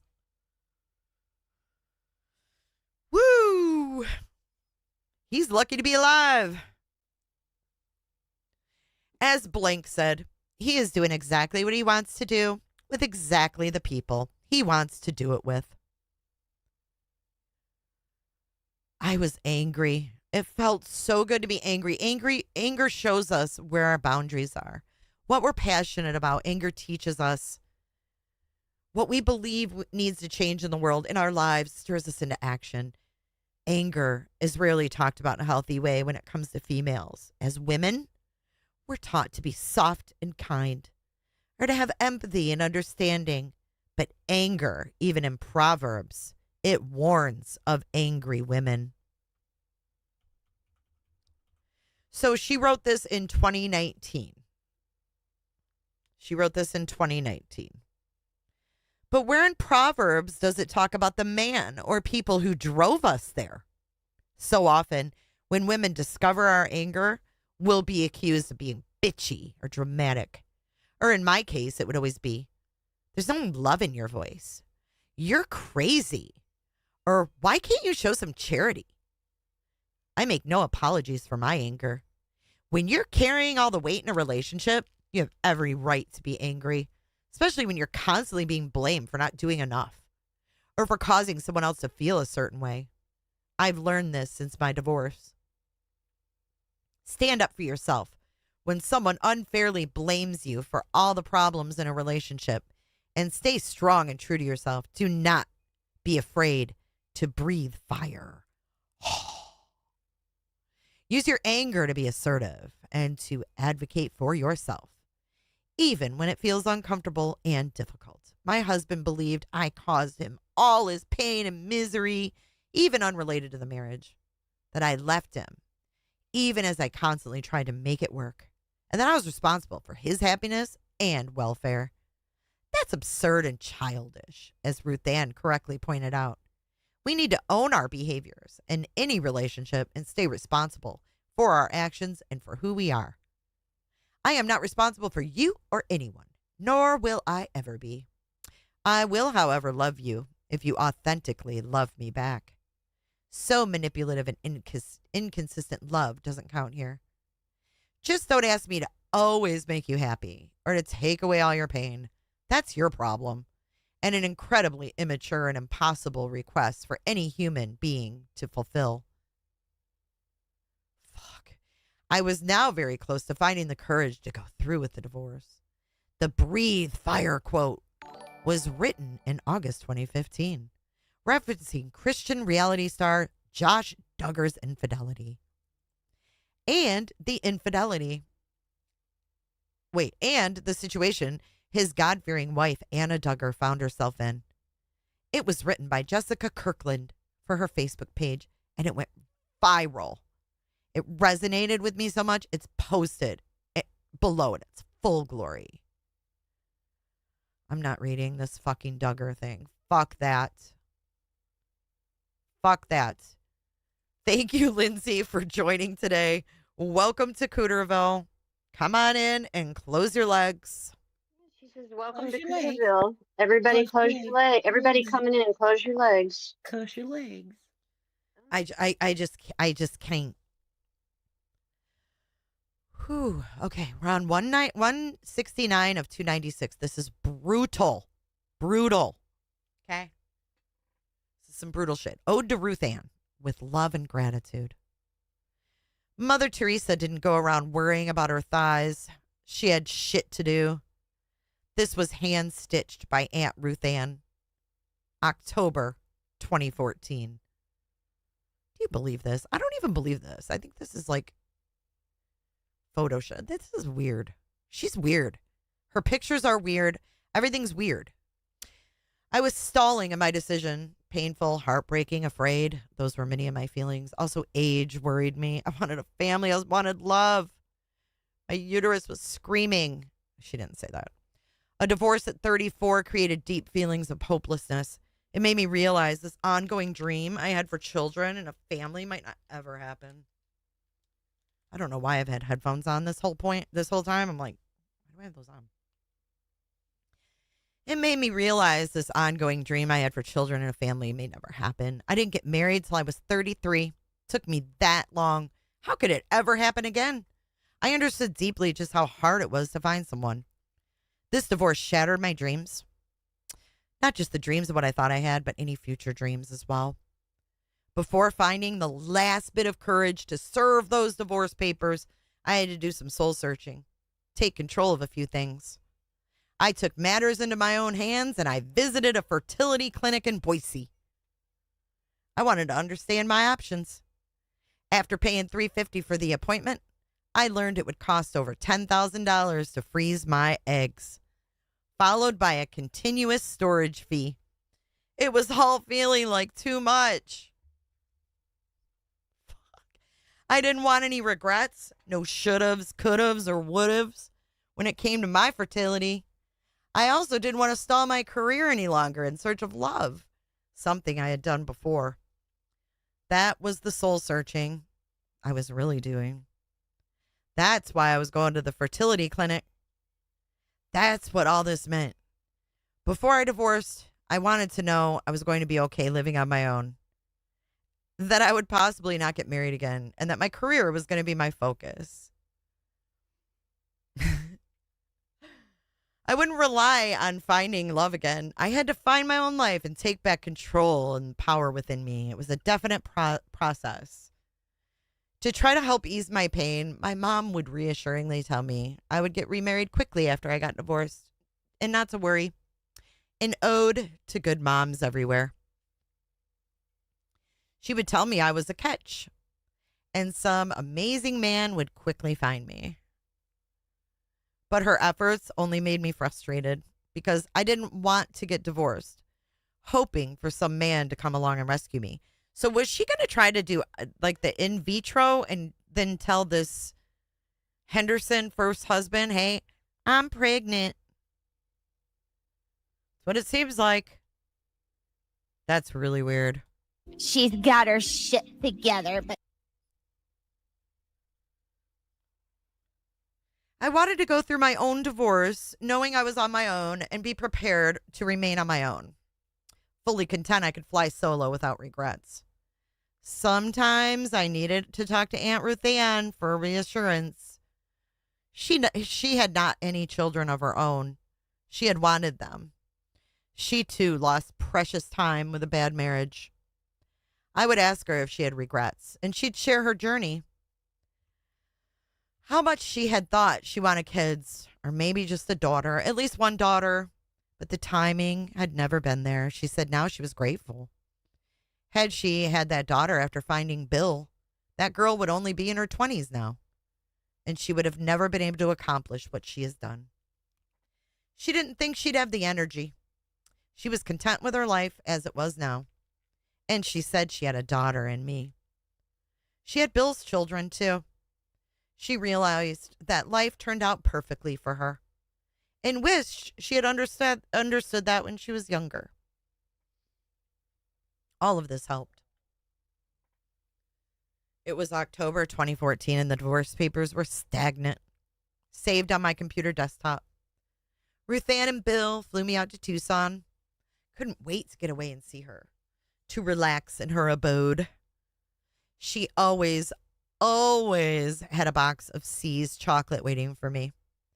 This time, when she picked me up at the airport, she laughed and said, since she was running late, I had to come with her to pick up the chocolates. We picked them out together. She was beautiful. She was always dressed so clean and crisp. It was always a welcoming sight to see her. The bond we shared was rare.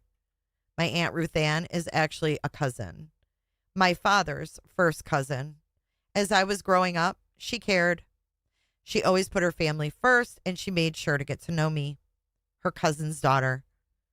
She'd say I was the daughter she never had. Through the years, she booked us cruises, and when she learned of my silly goal to hit all 50 states before my 30th birthday, we took off to Maine and Alaska. In my pain, her home was my getaway. Her voice, my calmness. I always knew there was this woman who loved me dearly, and I loved her so much. We decided when I was about 19, I would call her Aunt.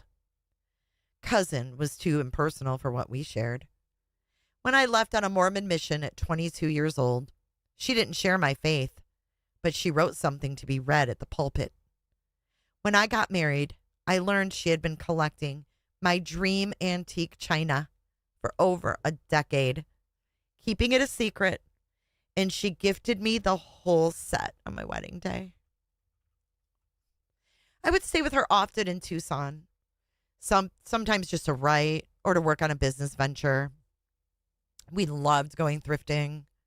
Or when I returned from my mission, awkward and pudgy, she flew me out and booked an entire day at the Maraval Spa.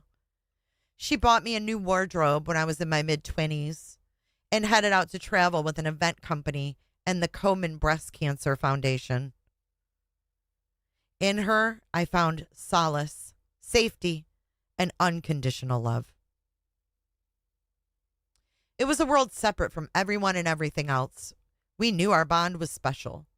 She visited me when I lived in Pocatello, Idaho. She visited me in LA and New York. She taught me about my family ancestors and where I came from. We both shared the name Ruth. She was the perfect person for me to learn from and lean on because she was strong and independent, but she had had so much heartache. She had had that first bad marriage during her first career as an English teacher. She then decided she wanted something more after meeting her husband, Bill, and she started an office furniture company. She was called to furnish the Pentagon after 9/11. What? Come on. Do we believe this? Did Aunt Ruth Ann really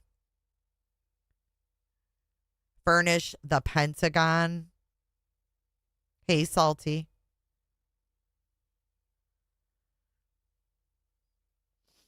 She was my hero.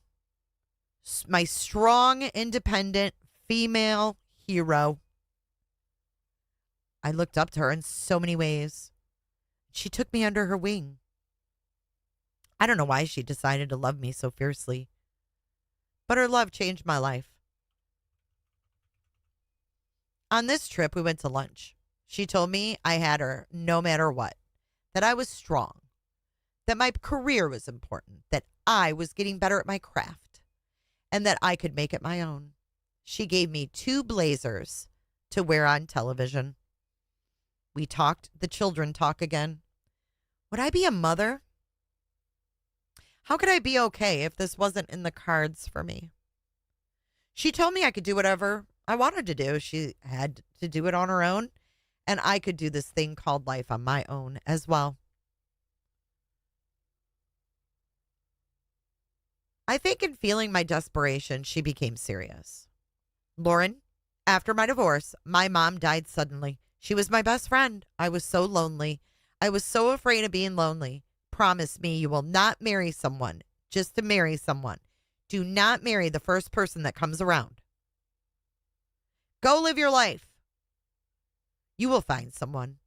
Maybe not until your 40s, maybe even 50s. But do not marry someone because you're afraid of being lonely or afraid of not being a mother. You will find him. I promise it'll work out, and you'll look back on your life without regret. Focus on you. Thank you, Salty, for your super sticker. I appreciate you.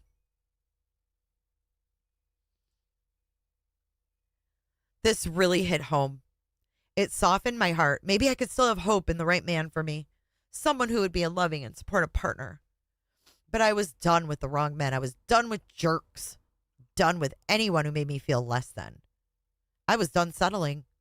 What she was telling me was to understand I could be on my own unless or until that perfect man came along. It gave me a piece of hope, but it also strengthened my independence. I didn't want to give up on love. I wanted to keep the hope that maybe there was someone for me, but if he didn't come in 5 years, 10 years, or 20, I was willing to do life alone. I heard her loud and clear. I understood what she was saying, and I agreed. I promised her. I was starting to feel more prepared to go through with this divorce. Fucking do it already, bitch. All right, you guys, I got to get up and take a little break. I've got to get something to drink, and I've got to use the restroom. So we will pick up right here on Ruth Ann and Bill. You guys talk amongst yourselves. And I'll be right back.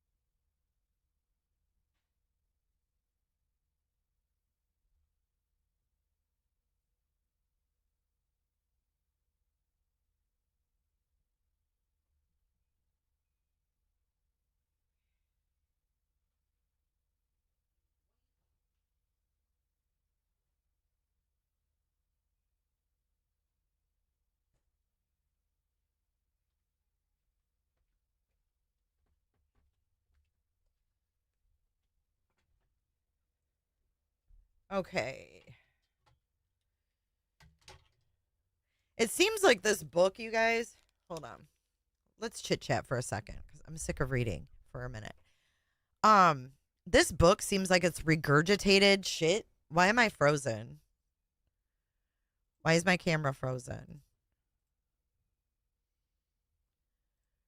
Oh, there we go. Okay. It seems like it's regurgitated shit. Like every story is the same. It's the same. Woe is me. Like,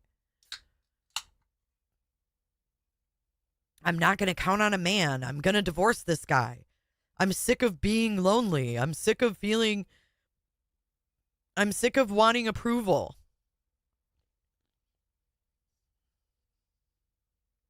It's the same message over and over and over. Crazy.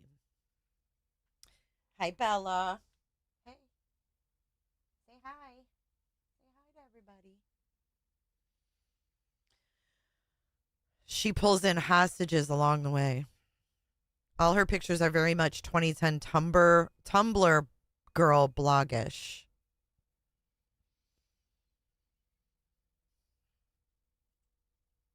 After watching Mormon stories, I honestly think there was a chapter of Lauren's life that she didn't speak about and hasn't written about. There is a portion missing, in my opinion. Right. I mean, how long is she going to talk about fucking divorcing him? Hey, Rom.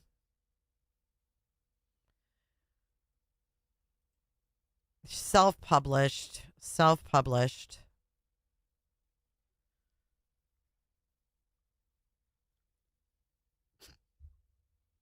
Gron, let's see.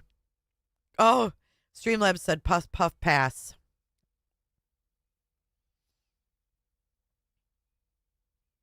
Yeah, this is all about just revolving around her poor choices and her woe is me.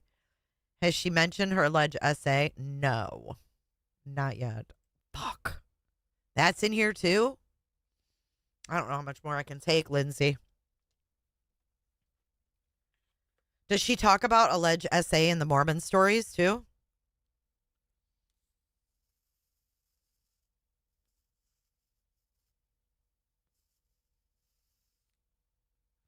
Her ex-husband, Ark, is remarried with children. He has a happy family, it looks like.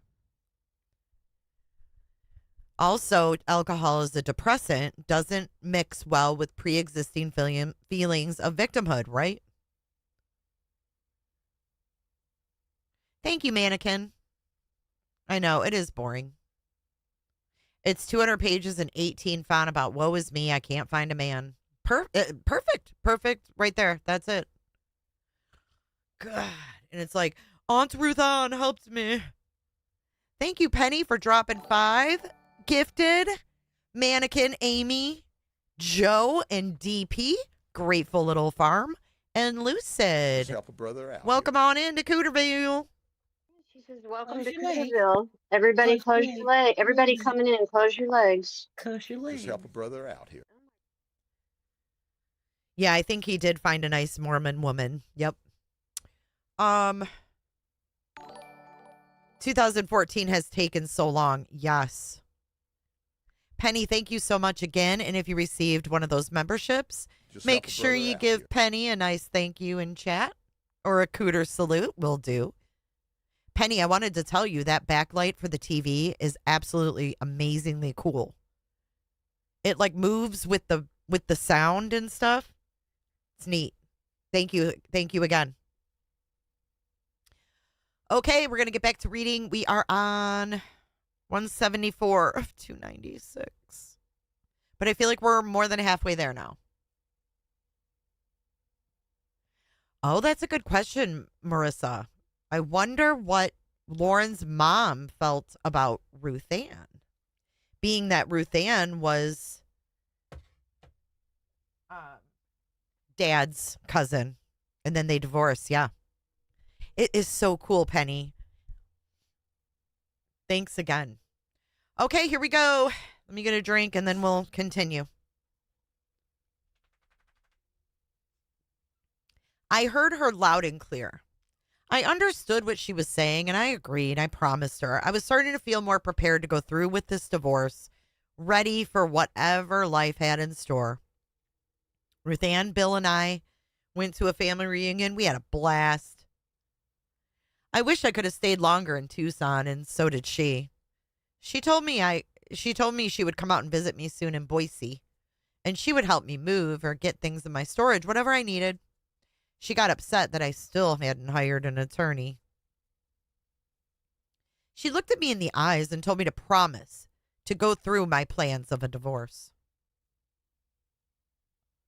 She knew I was stalling. I told her I would. I promised her I would divorce a man from a loveless marriage. That night we tried on vintage wedding. What? That night we tried on a vintage wedding veil she had purchased at a flea market. I told her it'd be perfect to wear the next time I married. Jesus Christ. She wasn't even divorced yet, and she's trying on a veil and saying, "Hey, Aunt Ruth Ann, hold on to this for my next fucking marriage." God. Jay, can you give us a breakdown of what you think why LM would bring out this paperback book in that time? I think because she wanted to do life coaching. And I think this was the introduction to her life coaching, was telling her quote unquote story. That's what I think.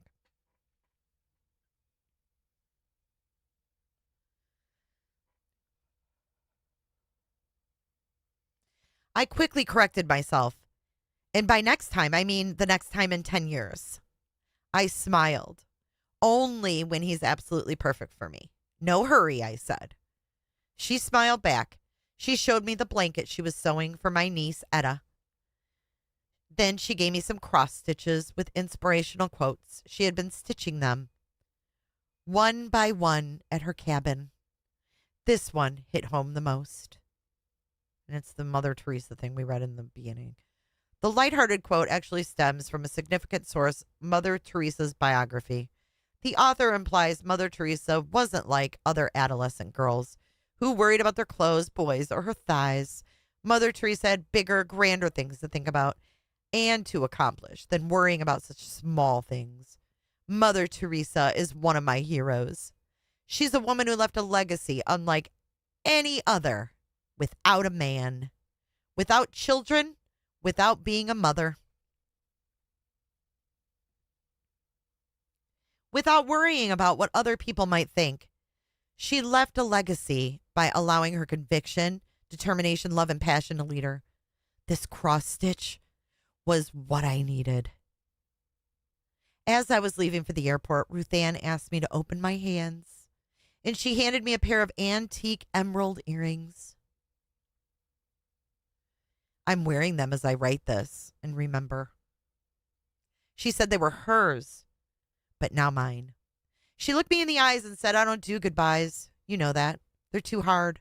But I will see you soon. I love you." She gave me a hug, and we parted. I arrived home and hung the cross stitch up in my cubicle at work. The reminder I needed. Less than 1 week later, I received an email from her. October 13th, 2014. I am enjoying my lazy, lazy morning. Wish you were here to enjoy it too. Sheets spinning in the washing machine. I am reading the news.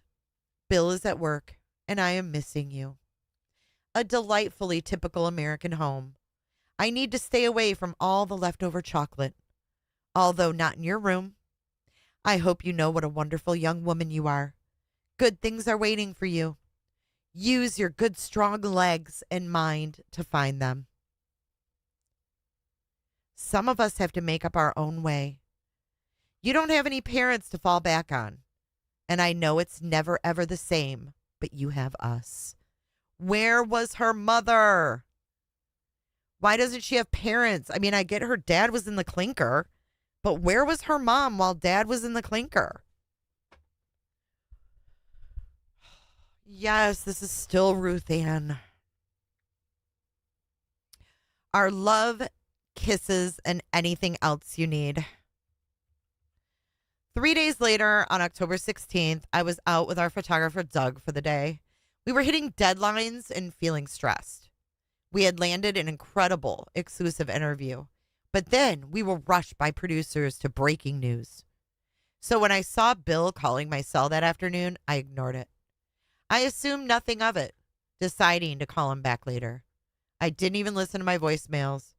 I was too busy with evening deadlines.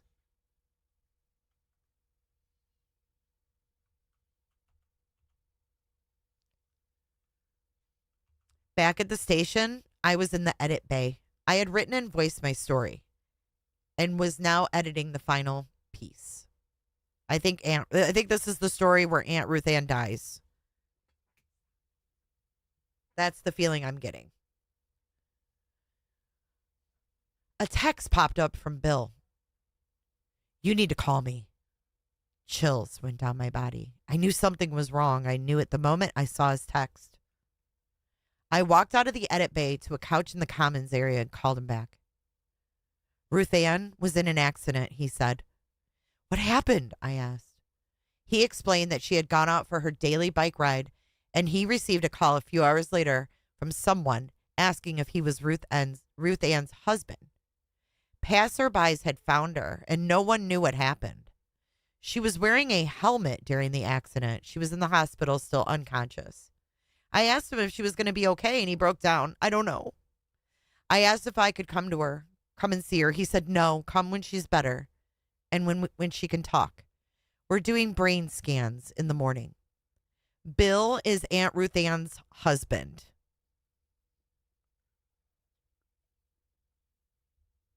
The doctor says on a good note, she's moving her fingers and seems to respond. I hung up and started crying. I found Doug and told him I'd just received some bad news. I asked to go home. I couldn't go on television at that moment. I asked the producers to take me out of their shows for the evening. Doug said he could finish editing my story. Everyone quickly told me to go home. Not knowing what had happened, but they were always so compassionate, so quick to understand, so quick to help out and care. I left the station in my car and I started bawling. I knew the accident wasn't good. I knew it. I was clinging to what Bill had said throughout. I was clinging to what Bill had said, though. There were some positive signs. I heard him say I could come when she was able to talk. That night, after I got home and couldn't sleep, I felt so alone and afraid. I wrote her an email. October 16th, 2014. My dear Aunt Ruth Ann, today I heard about your accident and that you're in the hospital. I wish so much I was there, but I'm going to write you every day until you're awake. God, I hope every day. There's not fucking letters in this book. Until you're awake and I get to talk to you again. Your words meant so much to me 3 days ago. I've read them multiple times. I'm going to make you proud. I know you're here for me, and that means more than the world, more than you'll know. You told me I was wonderful and that good things are waiting for me, to use my good strong legs and mind to find them. You said that will make us, that some of us have to make our way. I'll make my way. I'm going to do it for you. Today I was going to text you this morning. I was going to tell you I had an interview of a lifetime and I was so proud. So I wore the gold ring you had given me for good luck. I had my new maroon jacket that you gave me and I looked so professional. I thought of you throughout my day and how I was going to tell you all about my interviews later. Instead, I talked to Bill and he told me about your accident and condition. What is she talking about, a job interview? She was just saying she was out working, doing deadlines, and now she's talking about fucking interviewing? This chick's all over the place. God. I want to come to Tucson this weekend. I was looking for flights, but Bill wants me to wait, so I will. I have hanging on my cubicle the words you lovingly stitched. I hung it up yesterday, and on my mantle sits your cross stitch. I have sunshine on a cloudy day. I felt sad about your accident, but I walked in my house and saw that cross stitch. My aunt, you have a sharp mind, a strong spirit, a lot of love, determination, a lot of life to live. I can't wait to talk to you again, and I'll keep sharing these emails while you recover. I am praying. I have strong belief in prayers. I know God hears them. You are being watched over. You are loved. Love, Lauren. P.S. Thank you for getting me to Tucson. How grateful I am to have spent those days with you. XOXO. See you soon. There's the I've got sunshine on a cloudy day cross stitch.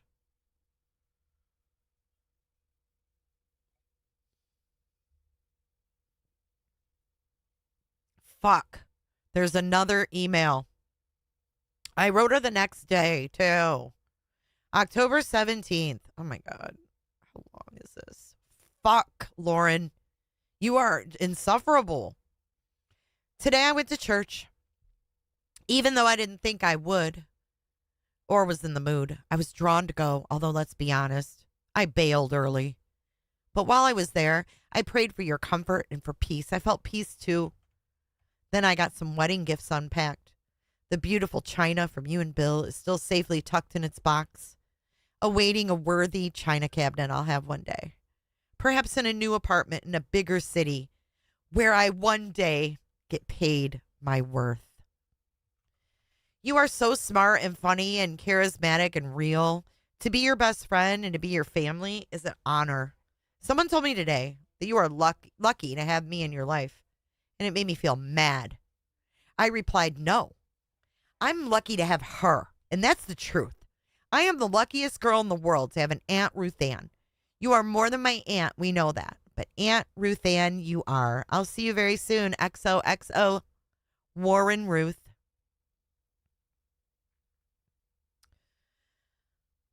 Monday morning, October 20th, I got the most dreaded call.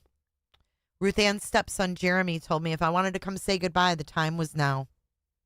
I booked my ticket within 5 minutes and called my coworker and sports anchor, Paul Gerke, who quickly came to take me to the airport. My cousin Tammy met me at the airport and brought me to the hospital. That evening, from Ruth Ann's home, in the bedroom she called mine, I wrote my last email to her.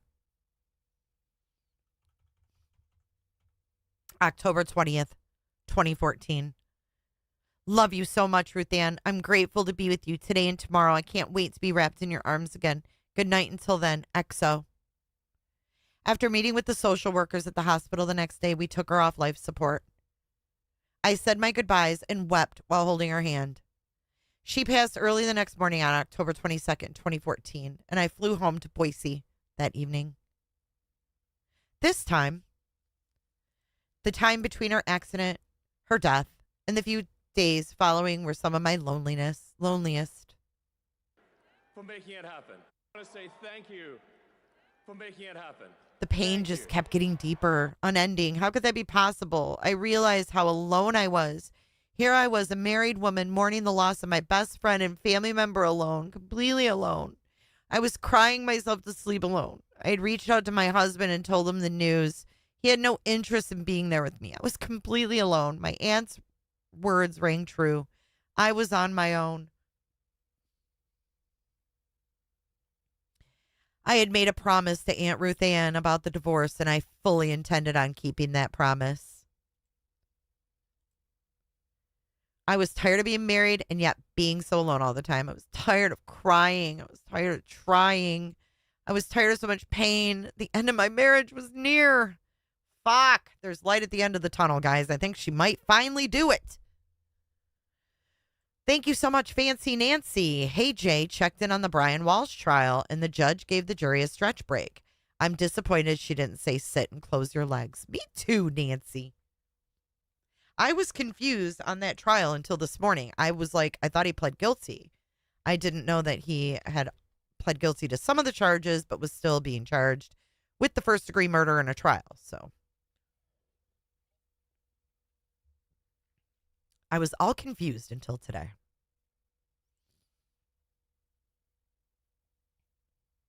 Lessons on repeat. God.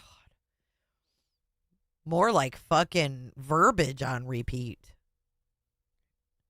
Here's another picture of Warren. This is her at the news thing. Loving the wrong person hurts like hell, but holding on to that person is death on repeat. I hope you find the strength to walk away and live again.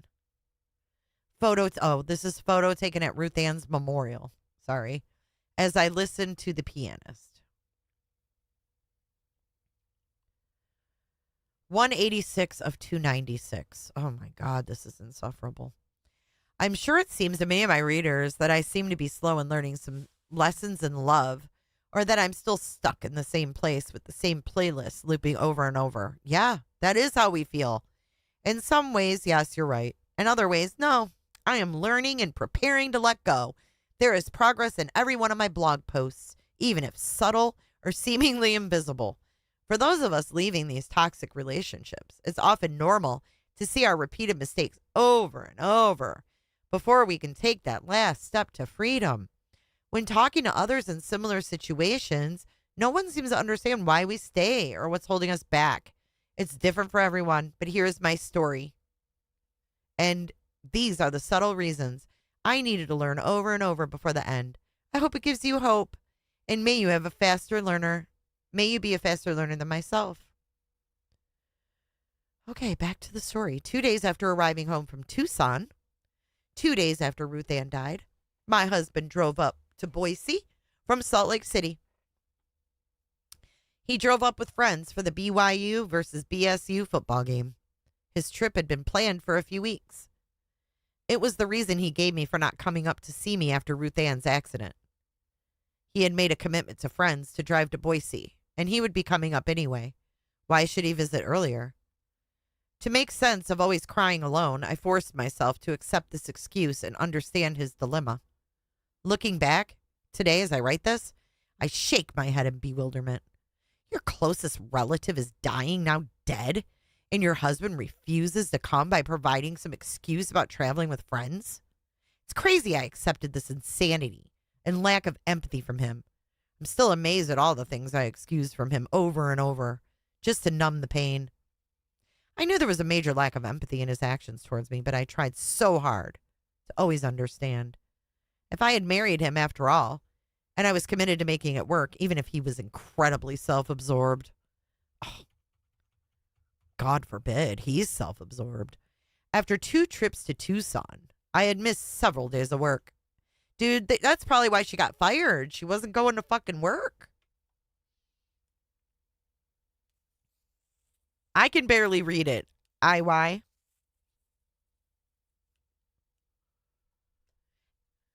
After 2 trips to Tucson, I missed several days of work. I knew the station had been understanding of my absence, but I also knew they needed me to get back to work. Ruth Ann had died on a Wednesday. I flew home that afternoon, working both Wednesday evening and a double shift on Thursday. For making it happen. Just after falling asleep Thursday evening. For making it happen. Thank you.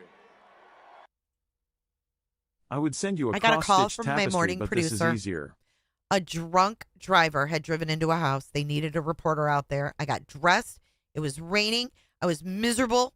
I shot video and drove it back to the station, but was asked to do live shots for all the early morning reports. I worked all night and was exhausted. Thank you so much for your super chat. I didn't have my headphones on, so I don't know if it read it. I'm so sorry if I'm talking over the thingy. But thank you. I would send you a cross-stitch tapestry, but this is easier. Thank you, Shar Shar.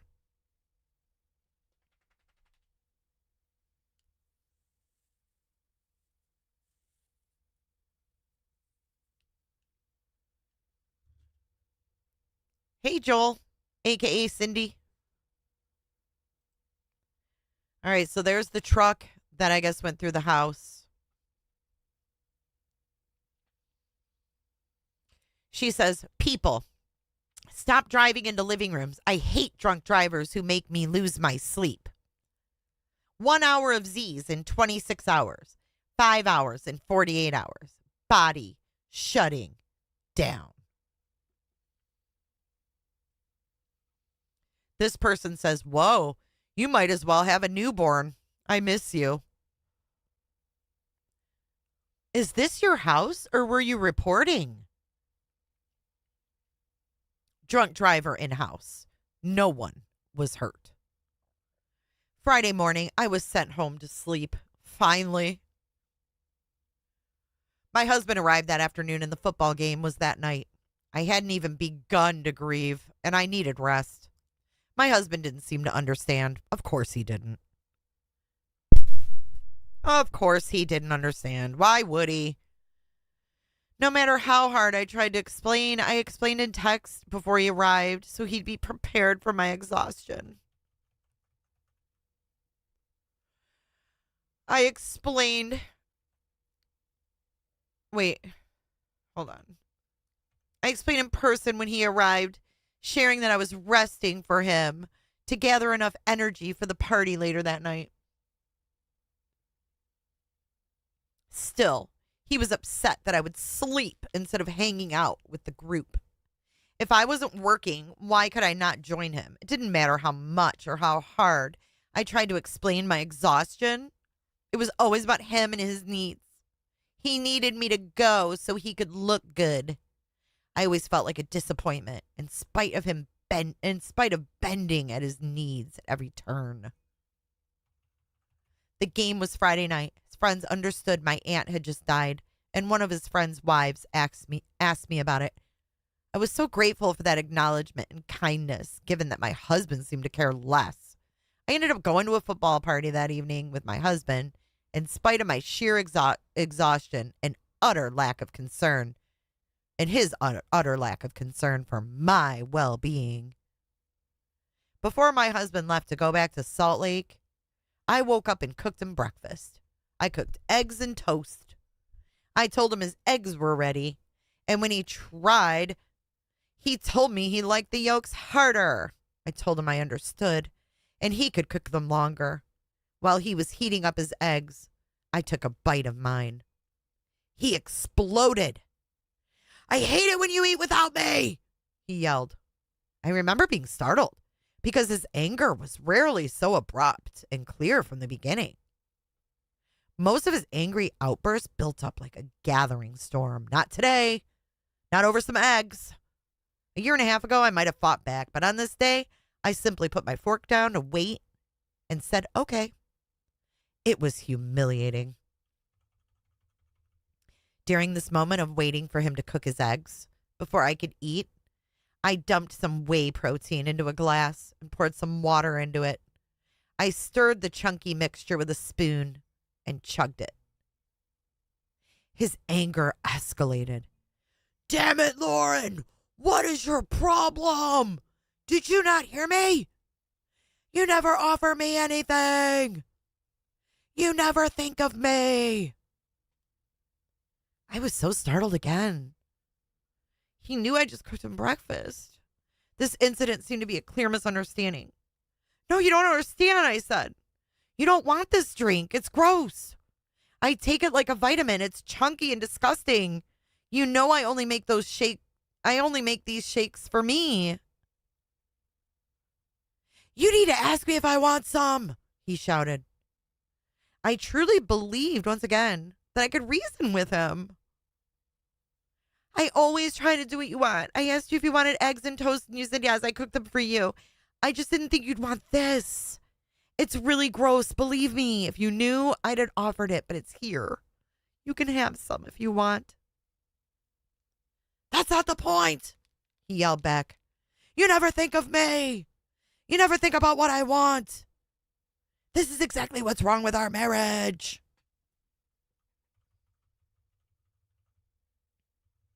I was stunned. His lack of concern enveloped me in a wall of anger and pain.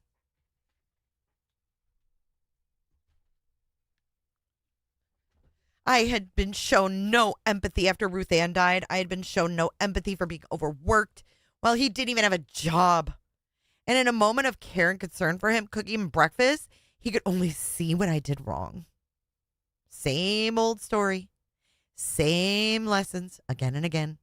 On repeat. On loop. Why was I so shocked? Why was I so stunned? Some lessons take time to finally learn. I burst into tears. "I want Ruth Ann." I cried like a 9-year-old missing her mom. "I want someone who cares about me and understands me." By now, almost all of our conversations have become so absurd and dysfunctional. Rationality had gone out the door a long time ago. It went out the door when we were dating too, but I just never paid enough attention. In our marriage, dialogue was always a one-sided affair. He stormed out of the apartment, slammed the door again. I couldn't handle it. I tried calling him. I wanted his reassurance. He didn't answer. He left me crying alone, refusing to answer my calls in the childish game of keep away that he always played. He was the victim. He was the one who was always hurt and needed nurturing. How many times did this dysfunctional dance need to occur before I saw the light? We are still in 2014, you guys. Holy fuck.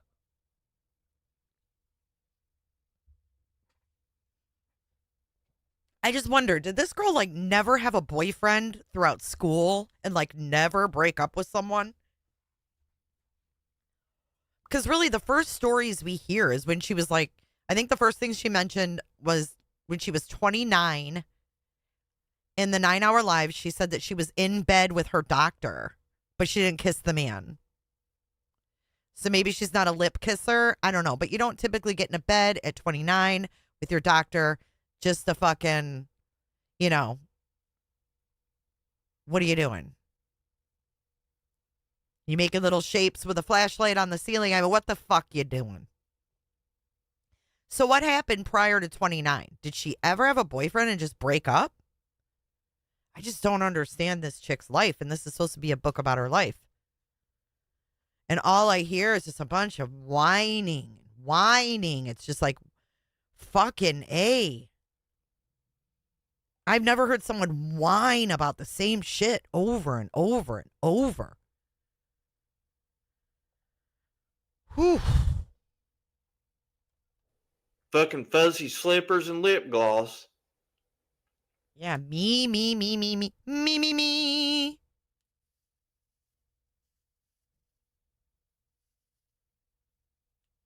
Hey, Vut.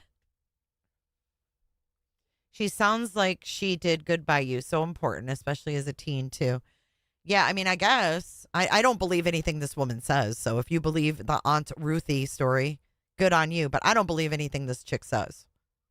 I don't. She's been caught in way too many fucking lies.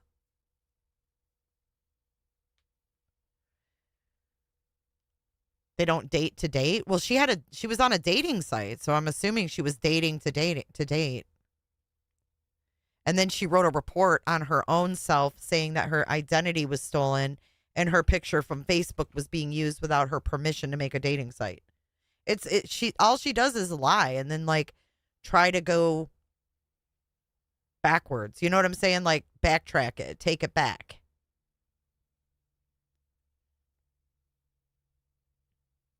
Take it back now, y'all.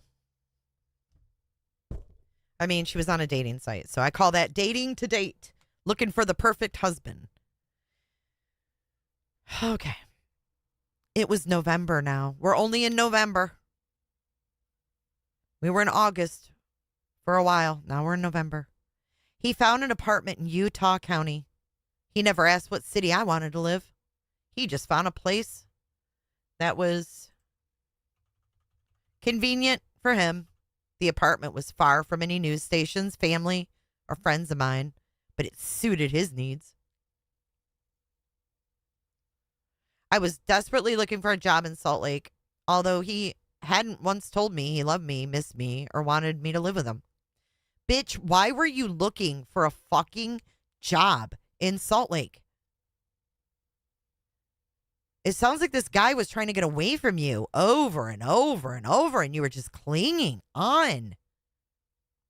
If he's not saying he loves you, if he's not missing you, if he doesn't give a fuck about you, and he tells you he's sick of your fucking crying, why on God's green earth would you be looking for a job where he lives? Unless you want to stalk. She doesn't, right, Snazzy? She doesn't give a fuck about his needs. It's all about her. Me. Sick of her already. If anything, this book makes me dislike her more.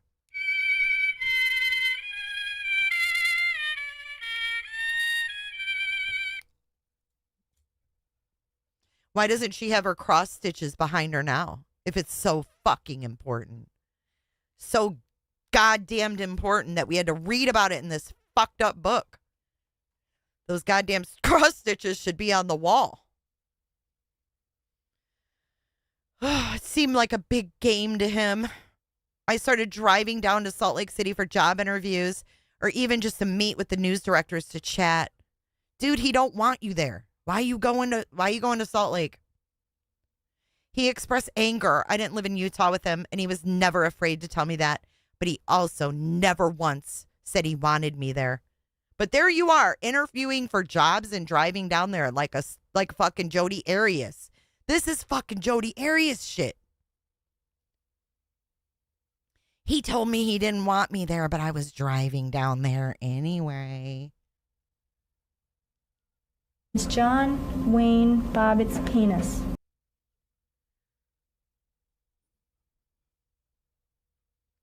As strange as that sounds, this is how the conversations would go. Here we go. This is Lauren. I do. I'm trying so hard to get a job. I don't think we could survive if we were both unemployed. I respond. So you don't trust me, he accuses. No, I trust you. Should I just come then? Come on, Lauren. Don't do this to me, he says. Well, you just said you want me there. You do want me there, right? Should I come there without a job? What are you doing? Why would you start a conversation like this, he says. I'm trying to help. I want to be there with you. Are you saying I should just quit? I will. Don't jump the gun, Lauren. What are you doing? Why would you start a conversation like this? He says. I'm trying to help. I want to be there with you. Are you saying I should just quit? I will. I say. Dude, she keeps repeating this. This is so fucking weird. I say, still trying to find a way to progress the conversation. Don't jump the gun, Lauren, he says. Double bind. A manipulative tactic without looking like you're manipulating. It's being put in a damned if you do, damned if you don't situation. And damned if you say anything about it. Chick can't take a fucking hint is the problem. Wake up. Good Lord. Could you imagine trying to get rid of this twat?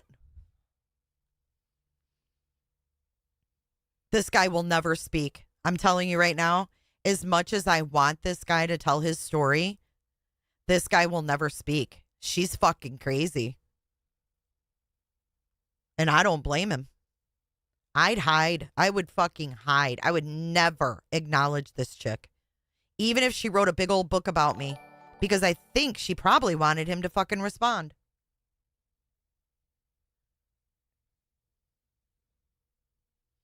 Woohoo! Cram it. Celebrating 14 months in Cooterville. She says, hey, Jay, bitch mods in chat. Been in the bushes, but wanted to make sure y'all got them legs closed up. Hard to believe it's been 14 months. It really is. It flew by. Thank you, Cram it.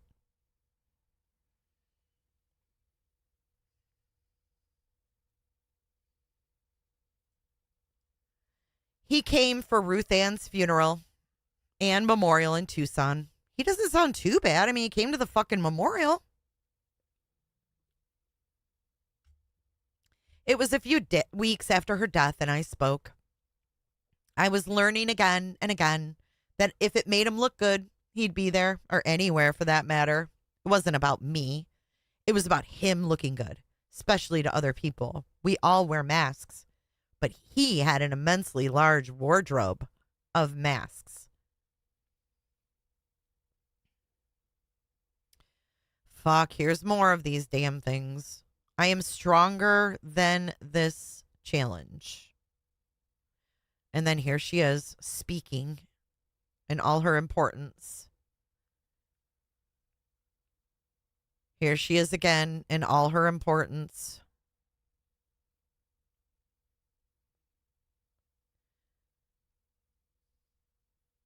I have no idea what this is, like a memory board or some shit. Afterwards, I wanted him to come up for Thanksgiving. And he kept refusing. God, we're not even to December yet. I told him I would be hurt to spend the holidays alone. It would be so painful. He told me that it would be too lonely for him if he came up since I had to work half the day. He needed to be with his family in Utah. After Thanksgiving, his friend's wife called me. We talked casually. So, are you coming down here to live? She asked. If I can get a job, I said. Well, he was telling us that he's trying to convince you to come down here, she said.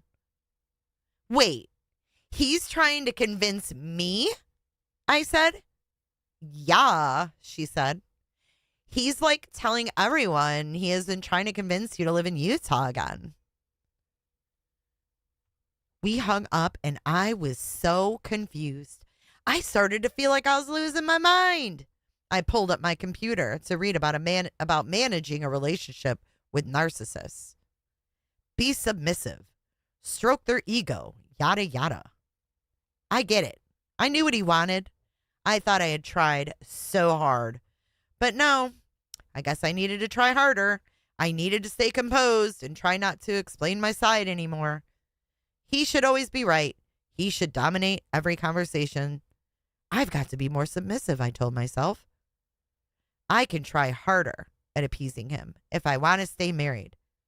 Oh my God. So now we're back where she wants to save the marriage again. Holy fuck, this lady's all over the place. I thought she promised Aunt fucking Ruth Ann she was going to divorce the schmuck. What happened to that? I picked up the phone, determined to try again and prepping to be submissive and overly understanding. I called him. I was thinking I should just move down there. I miss you so much, and I am really wondering what you think. Really? You're just going to start a conversation like this, he said. Is that all he ever said to her? I mean, every time she puts what he said, it's really? Are you going to start a conversation like this? No, I just love you. I want you to know that. I can find a nanny job quickly. I can get work. Yeah, if you want to come, you can come. Okay, I'll quit, I said. Can I ask you a question? Did you want to decorate or do you want me to decorate? I asked. What is this? He said. Are you kidding me? You're seriously going to ask me about decorating right now? No. I begged him to understand. The very thing that seemed to always get me in trouble was happening. Trying to explain myself so we could understand each other and be on the same page. I just wanted to figure out if I should start selling my stuff or get a moving van. I'm just trying to prep for the next 2 weeks. I'm trying to do some planning. I tried to explain why I'd asked the question. You're jumping the gun, he yelled at me. How am I jumping the gun? I asked. I'm getting flustered. I know I shouldn't ask or challenge, but how can I not? How can I not try to understand or clarify or be allowed to share my thoughts with you about living together? I thought we were married and needed to work together on these issues. I don't need this right now, Lauren. You're upset at me. Stop blaming me, I say calmly. You're acting crazy, Lauren. Totally crazy. You can't start a conversation like this and just jump to decorating. But Mary told me you're trying to convince me to come down there. I thought you wanted me there. I was just trying to express something you had told a friend. I'm so confused, I said, still trying to explain myself. I'll never forget what he said next. Lauren, that's just an expression. There was a pause. I was trying to take this reply in. So you don't want me there? It's just an expression? You don't want me to come down? You didn't mean what you told Mary and all your friends about trying to convince me to move there? There is no love in your voice. You're acting ridiculous. Stop blaming me, please. Come on. You're not thinking of my feelings right now. Show me some kindness, he yelled. This insane conversation, filled with gaslighting, continued a bit longer. I finished the call and sat on my couch. I had to get out of this situation. I had to make the final cut. Why was it so hard? Why was I doing this again and again? Nothing ever changes. Nothing will. Why can't I just admit I made a mistake and move on? That is the question of the day, Lauren. Why couldn't you just admit you made a mistake and move the fuck on? That's all you had to do. You didn't have to accuse Christina of being a stalker.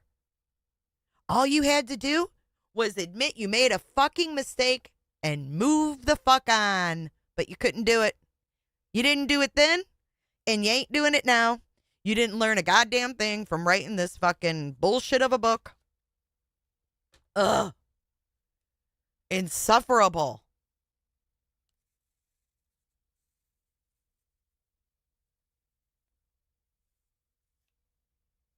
This guy deserves an award for dealing with this. Here we go. Now, relationship coaching. Remember what I told you. Remember what I told you. Yes, mannequin. She hasn't learned a goddamn thing. This bitch wrote all this drivel for nothing because she learned nothing from it. That's why she gave it out for free, because it's not worth shit.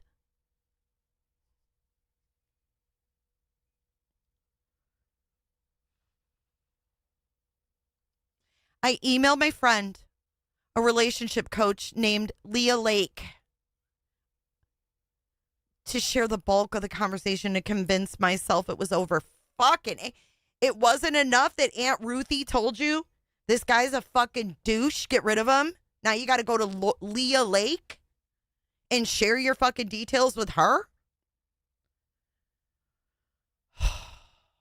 I needed some validation. You always need validation. That's your fucking life story. You should have named this book, I Need Validation.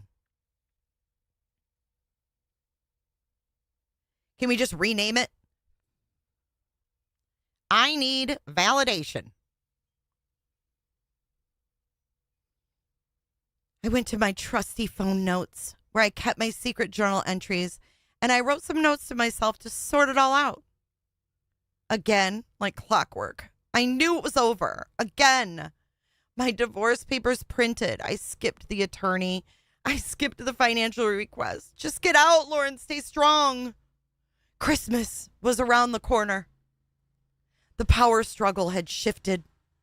He refused to come up for Thanksgiving, but now he wanted to visit for Christmas because I was telling him to stay away.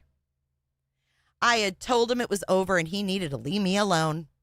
I had told him I had other plans and was working the holiday. I don't believe this, bitch. You wanted him so bad that you're like driving to Salt Lake City, interviewing for jobs when he don't even want you there. I feel like I'm reading Jodi Arias' story with Travis Alexander. I had told him I didn't want to see him. As always, he pushed every boundary. It always got worse when I set any boundaries. He begged incessantly, blowing up my phone and refusing to take no for an answer. This pathetic begging came from a man who avoided me for days on end and who refused to live with his wife. He started crying on the phone and telling me he had no one. How could I do this to him? He asked why I'd throw what we had away. The pity play began again. He was telling me he loved me, and it felt so good. He was telling me he loved us. And he said he wanted to spend Christmas with me, even if I was working half the day. This was no Thanksgiving refusal, because now I was in the driver's seat. He hated it when someone else had power. Pity play from the book The Sociopath Next Door. Quote, after listening for almost 25 years to the stories that my patients tell me about sociopaths who have invaded and injured their lives, when I'm asked, how can I tell whom not to trust? The answer I give usually surprises people. The natural expectation is that I will describe some sinister sounding detail of behavior or snippet of body language. I can't even read this without laughing right now. Or threatening use of language that is the subtle giveaway. Rather, the best clue is, of all things, the pity play. The most reliable sign, the most universal behavior of unscrupulous people is not directed at our fearfulness. It is perversely an appeal to our sympathy, and all in all, I am sure that if the devil existed, he would want us to feel very sorry for him. Dr. Martha Stout. He was incessant. He called my work, begging me to leave the station so we could talk in private. I left my desk and walked to the back parking lot. I'm sorry you're hurting, I said. But no, I've made my decision. You cannot come up for Christmas. I bravely continued to stick to my boundaries. Stop being a bitch, Lauren, he told me. I'm coming up.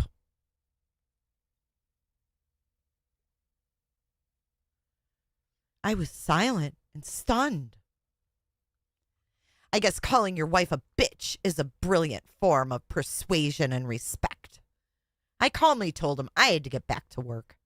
I said I would consider letting him come to visit. I told him I'd talk to him later. I really just wanted to get off the phone, and the only way I knew how to appease him and play his game. To give him some hope. Even if I had no intentions of allowing him to visit, I just wanted to be left alone. I knew I didn't want him there for Christmas, but I also wanted him to leave me alone. The next day, I wrote this in my phone notes. Lauren, 12/20/14. I am feeling so vulnerable and sorry for him. I feel I want to run to him. But Lauren, the things he's saying don't make sense. He didn't come up for Thanksgiving. He didn't come up when Ruth Ann died. He tells you the relationship is dead and doesn't call you for three days. He goes off about his efforts in driving 5 hours to see you. You're married. You gave him breakfast when he was here. But he only says I didn't thank him for coming up. He talked about how you're going to make January rent. She's talking to herself, dude. She's talking to her fucking self.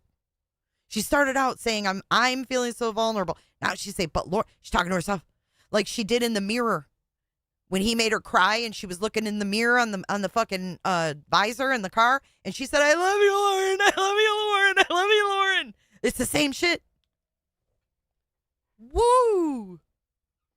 This is fucking crazy. This is fucking crazy, yo. He talked about how you're going to make January rent on your own. He doesn't support you emotionally, financially, spiritually. He doesn't tell you he loves you. Last night, he said to stop being a bitch. He hasn't said that he is sorry he told you it was unloving, the way you wanted to ask about decorating. He just keeps telling you it was wrong. Lauren, are you okay with someone not letting you explain yourself and believing your expectations or explanations? Are you okay with that? Are you okay with being blamed for everything all the time? Are you okay with being hardened the way you are? Are you okay with a man not talking to you for days at a time, yet being married to you? I was becoming aware that I couldn't cut off my empathy, especially when he played the victim card. I couldn't stop feeling sorry for him. His pity play was working. It was yet another dysfunctional way for him to get his way, to assume control. I was exhausted from all the arguing and fighting, from trying to love him, from wanting to be done and constantly pulled back in. Being married to a narcissist is a straight path to utter exhaustion and chaos in your life. He texted me and told me he loved me. and he was coming for Christmas. I gave up and gave in again. This time I didn't say no. In retrospect, I wish I had requested a restraining order. Wow, what? Wow. What the? This is her fucking MO.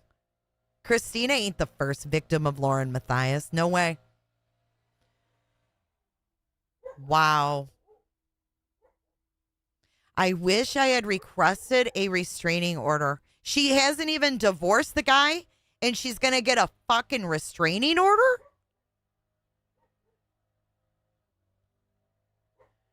I wish I'd requested a restraining order to keep him away, especially since I was going to divorce him anyways. Wow.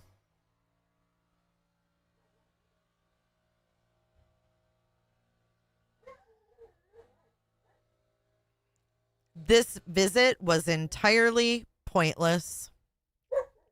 So that's what she turns to when she doesn't get her way. A restraining order. To those who are fighting the battle of stay or go, please go. Or wait, to those who are fighting the battle of stay, go, please know this.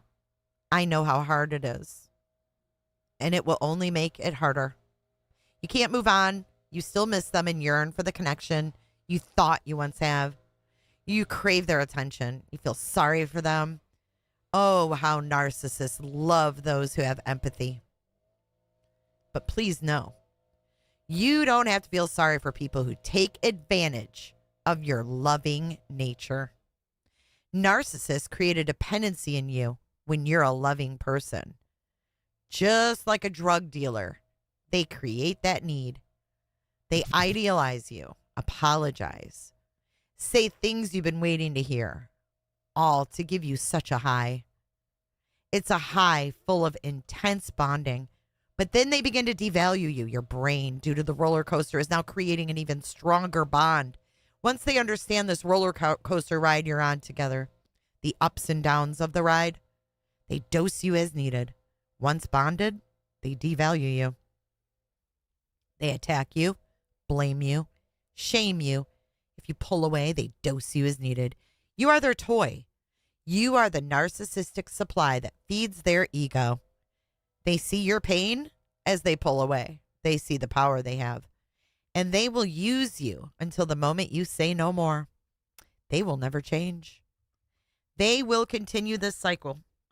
And until you can go completely no contact or no more, just like any addiction, it will never end. And just like any addiction, you will end up sacrificing your life for someone who will throw you away like the used needle once you no longer serve their needs. Really?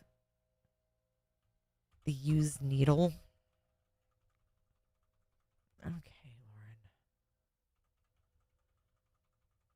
Okay, we are on page 204. Moving right along. Oh. Fuck, 205. One step away, baby. We're one step away to being at the fucking end of this book. January. We made it to 2015. Holla. It's about damn time. He wouldn't return my calls. He wouldn't text. We're back to this again. I was heartbroken. I was also so done. The divorce papers were finalized and printed. Hallelujah. He was living in Boston. So now he's back in Boston. He was in Utah. Now he suddenly moves back to Boston. How the fuck that happened? Don't know. Probably to get further away from her because she was driving to fucking Salt Lake. This is probably the only reason he's alive. Just saying. He was living in Boston, aiding a professor for a month for a class at the university he had graduated from. She won't say what university, right? It was an Ivy League school. But she talks about Dr. John's Princeton. But this guy can't get any accolades for the college he went to. Oh, no. Because he's the narcissist, right?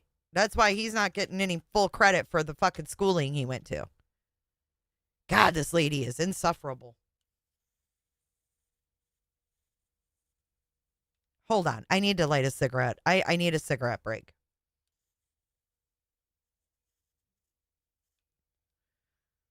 Okay. Lauren, you're driving me nuts. I was still in Boise, wanting to know where I could send the divorce papers once I filed. She wanted his fucking address. This is what was happening.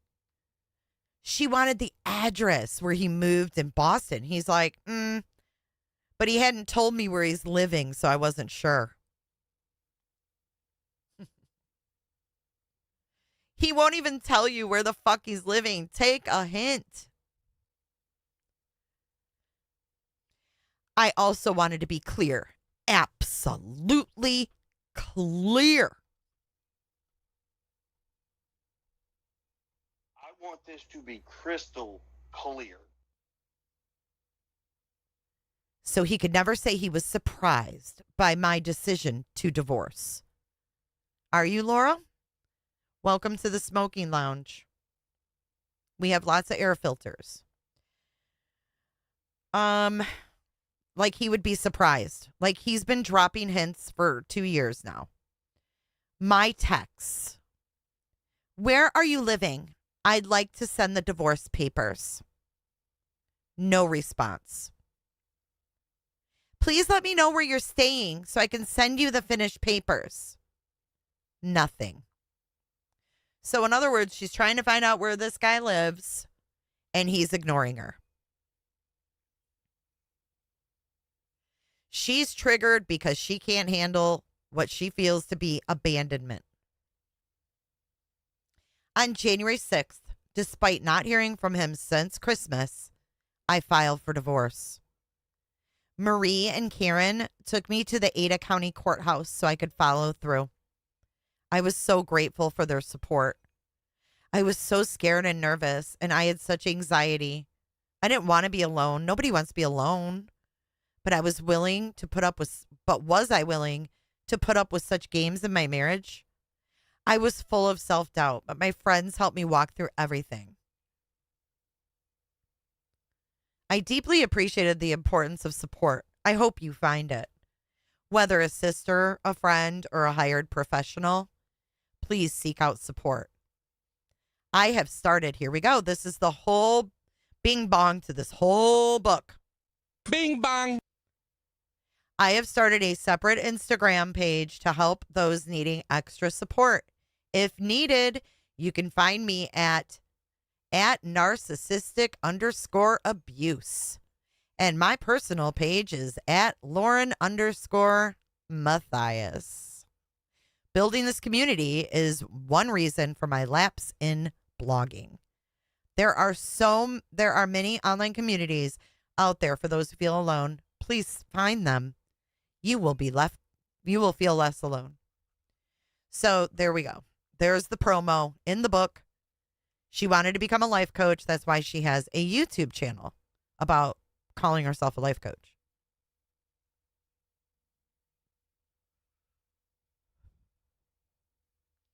And for those who are concerned about those they love in toxic relationships and want to give support, but perhaps worry they are stepping out of bounds or over boundaries, I say step out of bounds. Say what needs to be said. May not be popular, but you might also change someone's life. The very morning after I filed, waking up alone in my apartment, I got a surprise text on my phone from a woman I knew in Boise, a friend of a friend, an acquaintance I admired but had never spent personal time with. Oh, this is kind of like the Lash girl, right? I don't know who you are. I don't know you. I only had your number because I wanted to get lashes. I don't know you. Please get away from my table. I feel threatened right now. Her text seemed to come from nowhere, as she's never texted me minus a group text. And her words were simple. Lauren, it's Katie. I've been thinking about you and I'm worried about you. If you ever need to talk, I'm here.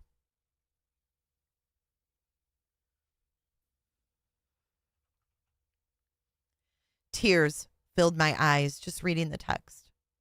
Katie didn't know then, but she became an angel. I texted her back and I told her I would love to chat. Today, perhaps? I was over at her house in less than an hour and her husband took the kids. I blurted out that I had filed for divorce the day before. She was surprised. She had concerns, but she didn't realize it was this bad. I cried, oh, big surprise, and poured my heart out to my new friend. God, she is emotional baggage on everyone she comes in contact with.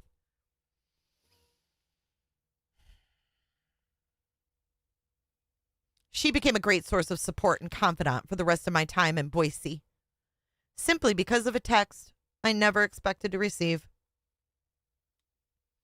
So grateful for her and her boldness in sending that text. It made a huge difference in my life. After filing, I kept asking my husband where he was living, but he wouldn't respond. He never confronted any emotional issue directly. Here we go. I finally looked his class up online. I found the room and hours he would be there. She had him served in, oh my God. She had him served in a class that he was teaching. Oh, what a cunt. This is the same shit that she's, oh my God, when you think about what she did to Christina at CrimeCon. Listen to this. She fucking, oh my God, I hate this woman. I hate her. This is like Bobby Joe all over again. I finally looked up his class online and found the room and hours he'd be there. I called the county sheriff's department and told a deputy the situation. My husband wasn't responding. I didn't know where he lived, but could they serve the papers to him in the class he was aiding? He was a teacher's aide. She wanted to embarrass him in front of the class.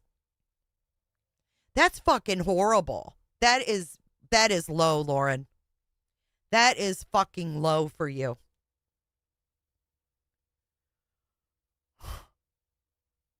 The deputy told me he would do it personally, and I faxed the divorce papers over.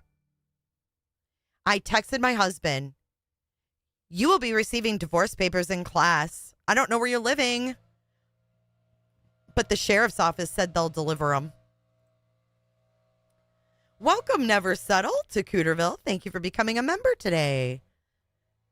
It's good to have you. She says, welcome to Cooterville. Everybody close your legs. Everybody coming in, close your legs. Close your legs.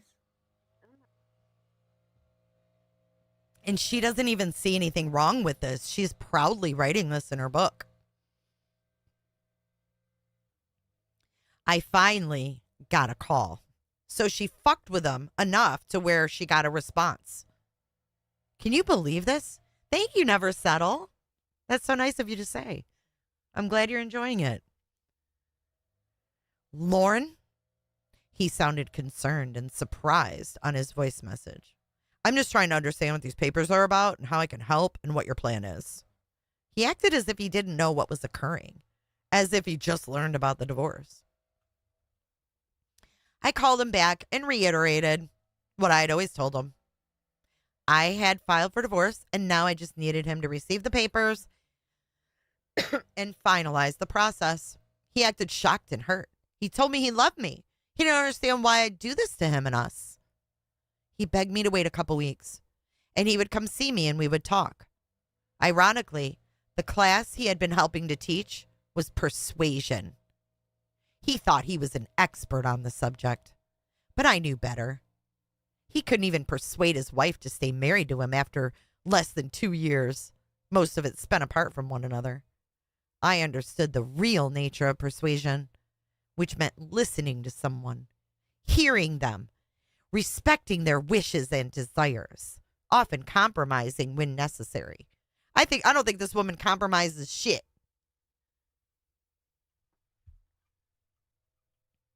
In our marriage, there was never any compromise. I was always wrong. He was right. Case closed.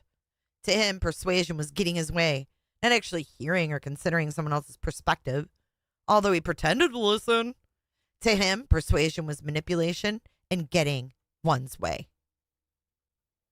Despite beginning to learn his patterns, I always persisted in trying to reason, share my opinions and needs. It never worked unless he felt like he had lost control of the situation. Then he would become a victim, seeking pity and comfort. I stayed strong. No, I want to send the papers now. I don't want you to visit me in 2 weeks. You cannot come to Boise. Tell me where you live, and I'll send the papers there instead. Lauren, I'm begging you, please wait. You're being rash. You're going to do something you regret and we regret. I love you. We're married. Please let me come and see you for your birthday. I'll bring a gift. I'm sorry. But please just wait. I'm begging you. That's all I ask. What do you want for your birthday? If my visit doesn't go well, I promise you, I will let you do what feels is best. But please just wait and let me come. I love you. We're married for eternity. We have so much potential. I don't think this guy said any of the such. He was relentless, always relentless. This conversation continued in a similar direction for over a half hour. Me saying absolutely not. Him not listening to my request and decision, continuing to beg. It always worked this way. He would persist endlessly, relentlessly, until he got his way. Just like an unruly child throwing a tantrum. He refused to let go, ever. I told him what I wanted. He didn't care, even if that desire was to divorce. She's got some fucked up thing about love bombing. At one point, he realized his love bombing wasn't working. He switched it to, how dare I attempt to threaten his professional career by sending papers during his class? How could I be so cruel and insensitive? Again, he became the victim. And she's got another quote about a narcissist. Finally, just to get off the phone and end the painful conversation that was going nowhere, I told him I'd consider what he said, that perhaps he could come and visit later. I always had to appease him and just move on. There was never any compromise. The call ended, still without me knowing his address in Boston, but I was determined and had a strength like never before to go through with this divorce. He would get the papers. I was determined to get them out. I would not stall. I would not wait any longer. Not again. Not with the pattern that was becoming clearer. Not this time. I was supposed to be notified as soon as my husband received the divorce papers. A few days went by. I heard nothing from the deputy. I called to find out why. The deputy told me he had talked to my husband on the phone, and my husband told the deputy not to worry about serving the papers because the two of us were talking and working things out. My mouth dropped. He had even manipulated the deputy. I told him this was not true and to please serve my husband with the papers. The deputy told me this time he would. Even he felt duped. Welcome, Deadly Angel, to Cooterville. Come on in. She says, welcome to Cooterville. Everybody close your legs. Everybody coming in, close your legs. Close your legs.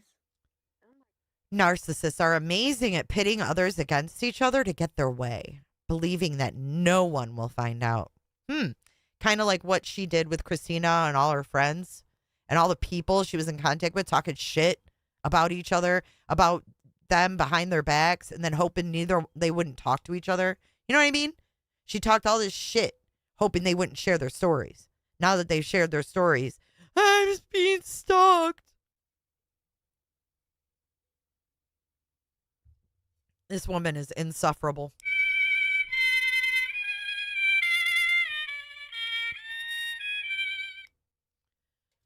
What page are we on now? We're on 211 of 296, moving right along. 2 days later, the day before my 35th birthday, I learned the two of them met outside his class and in private. Whatever it took, I didn't care. He had been served. It was an overwhelming birthday present. I felt powerful. I felt back in control. But I also felt a deep sense of loss and confusion. for making it happen. that this was my life and questioned if this was really what I wanted. Divorce was such a permanent choice. Ironically, the next day at work, on my birthday, while anchoring, the station assigned me a report about a couple in love. The irony felt cruel, and I shed a few tears in the car after the interview. But irony sometimes plays our psyche well. It helped me see clearly that this was not love I was throwing away. This was a step I needed to take to show myself I still believed in love and that I deserved love, just like the couple I had interviewed. Thank you, Salty. She says, Jay, I love your narrative. I'm just a little bookworm over here, Salty. Here is a photo of her 35th birthday party, January 17th, 2015. More than a birthday celebration, since I also served my husband the divorce papers the day before.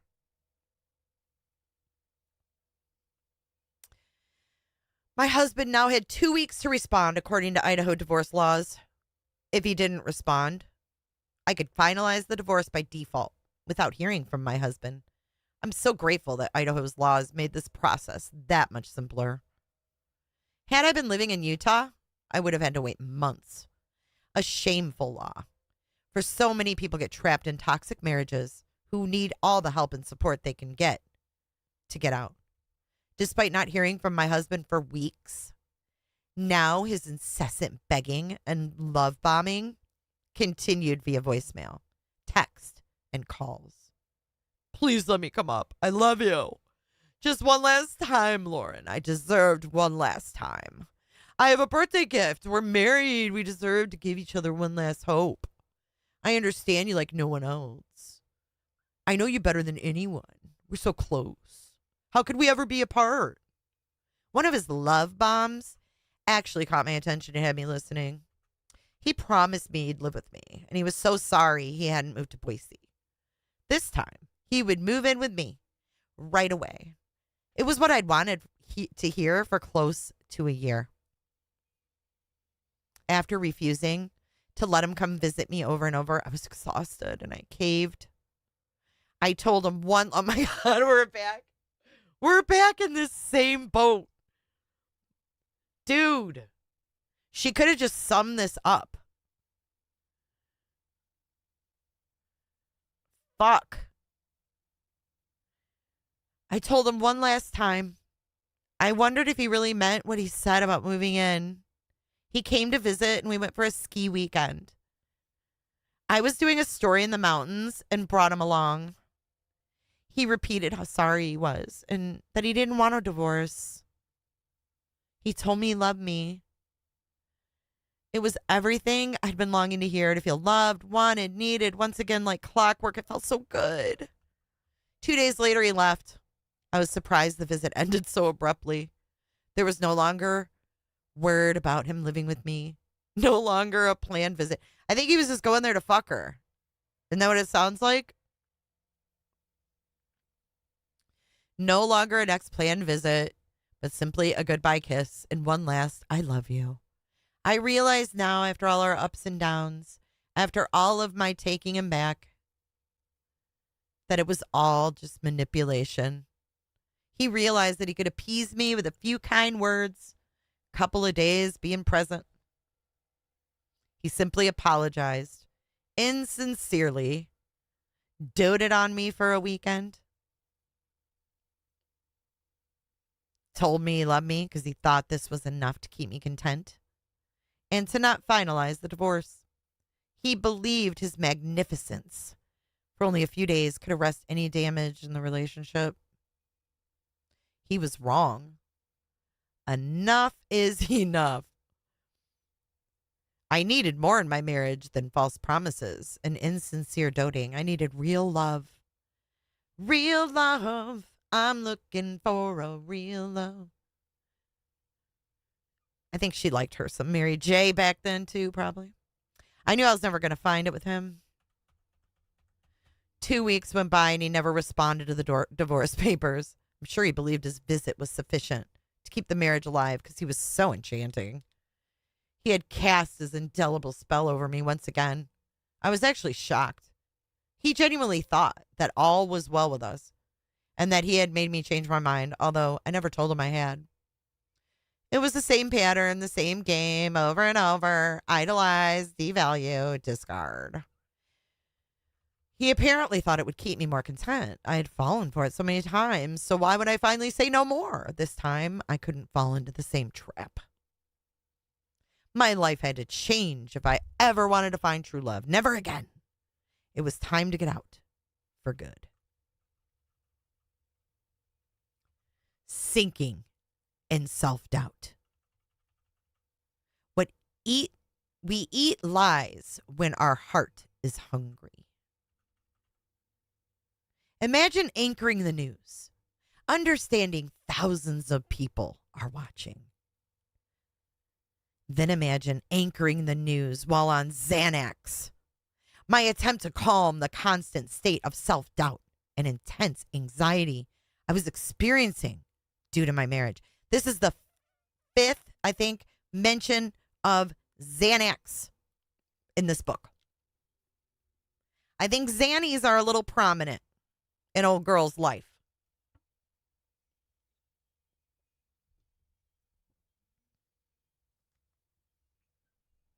I mean, it sure seems like that to me. Hold on one sec.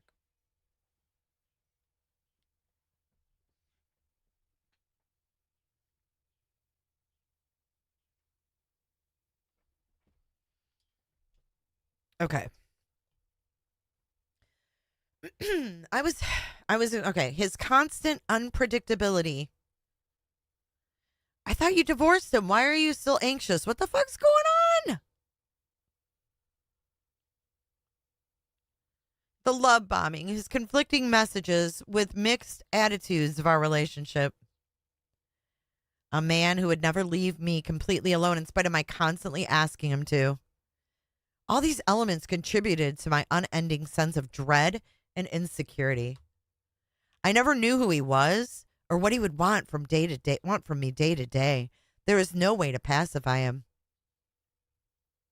A few months earlier, I had been honored to receive the weekend anchor position. Management was in full agreement. I was the best person for the job. And I even offered a raise that gave me needed hope, since I would soon be a divorcee and on my own in the near future.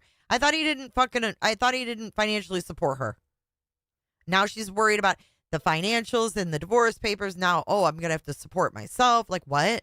I thought you were supporting yourself and that was your fucking problem.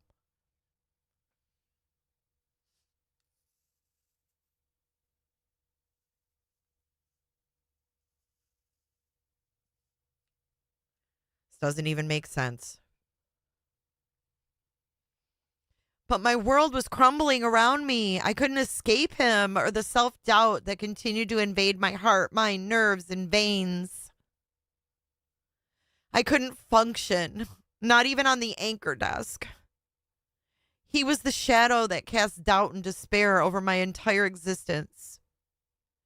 It was a February afternoon at the station.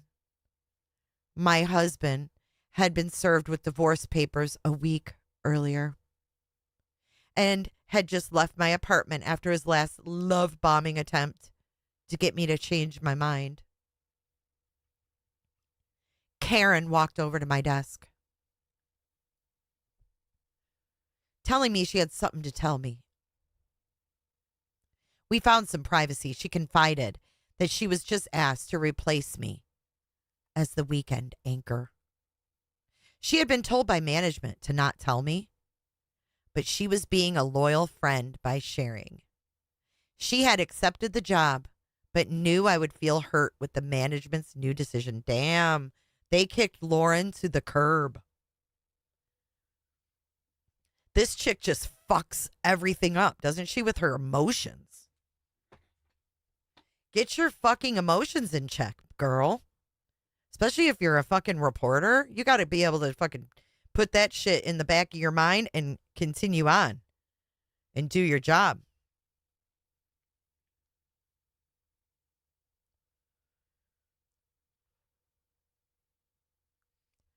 While I experienced hurt, I wasn't shocked. I still hadn't received the raise they'd promised, and I knew my performance had been poor. Later that afternoon, I was called into an office and pretended to be surprised when they told me the same thing. I was ashamed I couldn't have pulled it together when I knew I had what it took to be an excellent anchor. So she failed at being an anchor, guys. They fucking replaced her. She sucked. I was angry I had been misled and still working each weekend on the anchor desk despite this new decision. Valentine's Day was a week away, and I was scheduled to anchor that Saturday evening. What else was I going to do on Valentine's Day? In my anger of being demoted, however, I wrote an email to station management. And I told them I would no longer be anchoring that evening, and they needed to find a replacement. I took back some control of my life in that moment. You are so unprofessional, Lauren. This is why this is why you can't be a reporter. You fucked it up. Tell us you fucked it up without telling us you fucked it up.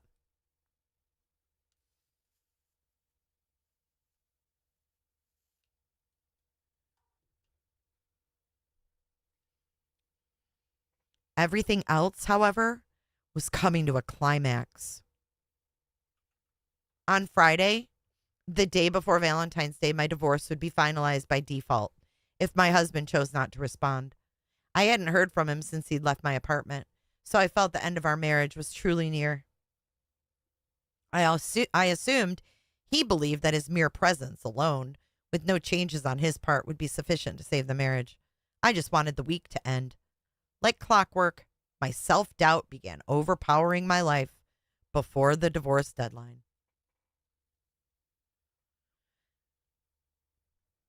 No, it didn't help her read the news. It made her lose her job. She was doing too many benzos. Poor performance. Like clockwork, my self-doubt began overpowering my life. Now I had no raise. There was no dream job.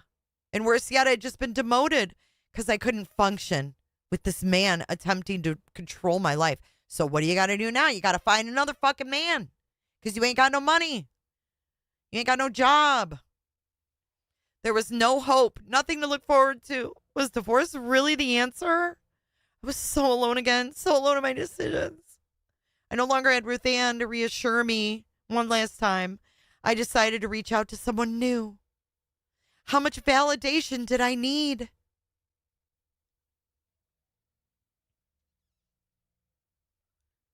I called my uncle who lived in the area.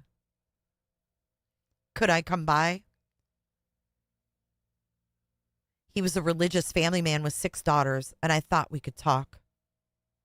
Once at his home, I told him I was scared to see the divorce finalized. I was unsure if it was the right decision.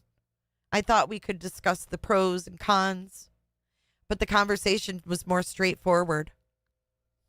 I was unsure if it was... He told me that the divorce was my best choice. He seemed sure about my decision. He blessed me to trust my decision. He was kind and needed support at the time. Still grateful for his reassurance. Friday arrived, and as expected, there was no response from my husband. That was random. She just went to some random uncles.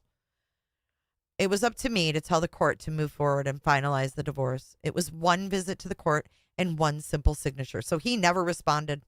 He just let it go default. This guy did not want to deal with her in any way, shape, or form. But I was stalling that morning. Self-doubt is insidious and pervasive. A text popped up on my phone from another uncle. This time it was my Uncle Paul. I had not reached out to him. And I don't even know if he understood the magnitude of that day and moment. But he told me I made the right decision to divorce. Like my Uncle Bill, he provided a much-needed source of support. How much more validation did I need to make this decision? Why couldn't I just pull the trigger? I was trapped in a marriage with a narcissistic man and nothing was going according to plan. How hard could this be?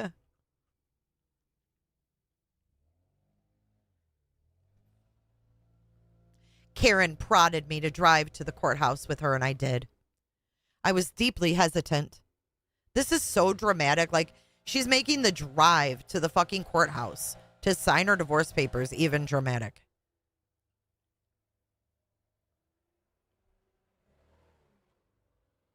Hold on, they're cutting grass. Hold on a second. Bella, no.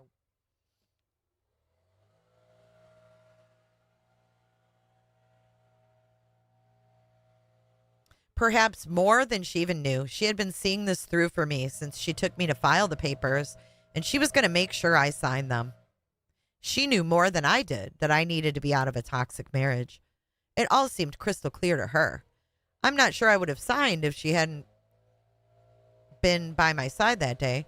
Peer pressure isn't so bad when we need a push and the intentions are good. Rather than relief after scrawling my signature, I felt immediately sick. Karen asked how I felt and lied. Karen asked how I felt and I lied. I told her it felt good to know I was finally going to be free from a toxic relationship. Hello, Miss Crusher. We agreed to celebrate tomorrow's Valentine's Day in a big way. At work, I learned they had assigned to me, once again, to a story about a couple who had been married for 60 years. The irony wasn't lost on me. I went and shot the story without my typical passion. I stood there pretending to smile as I asked the couple about love while thinking, if only they knew what I did today. I blew up my marriage with the single stroke of a pen. Back at the station, I began to write the story and went into an edit bay to start splicing video. All I could do was shake my head. Friday the 13th, Valentine's weekend, a story about love, all while finalizing my divorce. I started laughing and focused on the story when my phone started ringing and ringing and ringing. I answered. My soon-to-be ex-husband expressed that we hadn't talked in a while, and he wanted to know how I was doing. I shared I was having a hard time. I was editing a love story in a dark, tiny room while chatting with my soon-to-be ex-husband. He asked what I meant. I told him I learned he hadn't responded to the divorce papers and that today was the day. You're not going to do anything, are you? He asked. I already did, I told him. He was shocked, or he pretended to be. He asked how I could have done this and said how taken by surprise he was.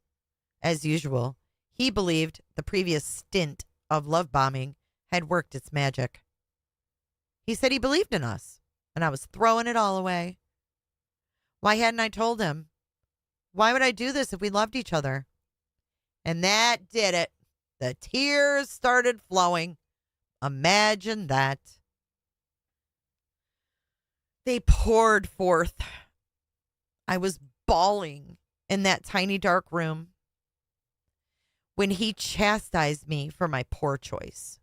He went between anger, shock, blame, and more love bombing, all as I continued to edit a love story for the 10 p.m. Valentine's Day themed newscast.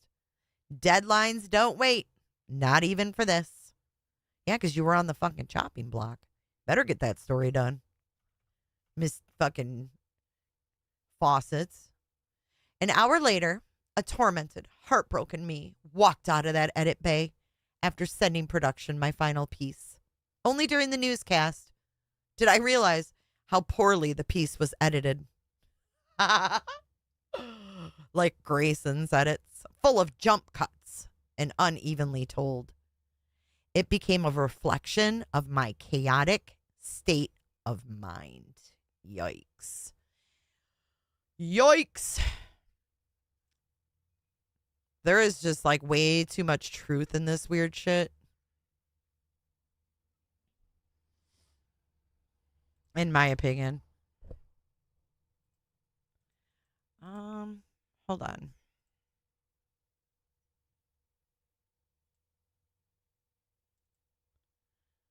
I am looking for something to show you guys that kind of coincides with this, but I don't know if I saved it.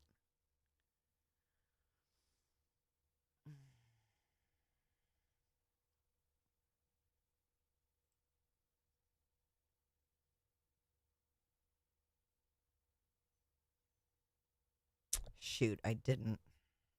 Okay. Oh, well, that's all right.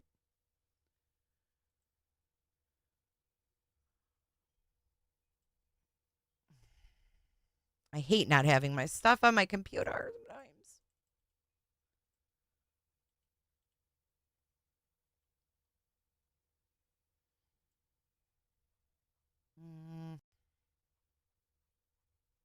It's just a funny clip of Walwyn. But I think I'm going to have to scroll way back in my Discord to find it. And I don't know if that's possible right now. Okay. Let's see. Where were we? His calls and desperate pleas, however, had worked their magic. I was doubting myself deeply. Perpetually casting doubt is one of the most powerful tools of the narcissistic. I think she means narcissist. It keeps us stuck and unsure of our decisions. I was feeling the weight of this final decision, and I was sick to my stomach. I couldn't sleep that night after work. And the next day I checked to see if the divorce had been finalized. When I realized it might take till Monday, I thought, this can be stopped. This divorce doesn't need to happen. We can stall this if he truly loves me. Girl, she needs to just stop. You know what I'm saying? She's back on this. Oh, maybe it can fucking work again.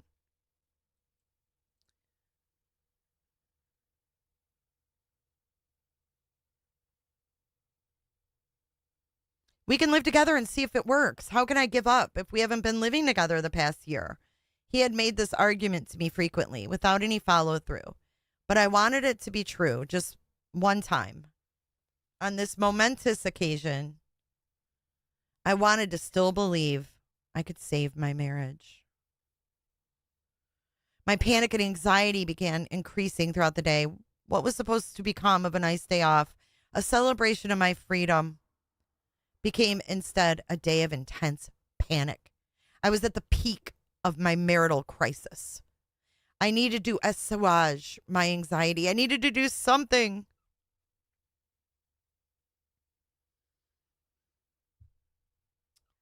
Give me 1 second.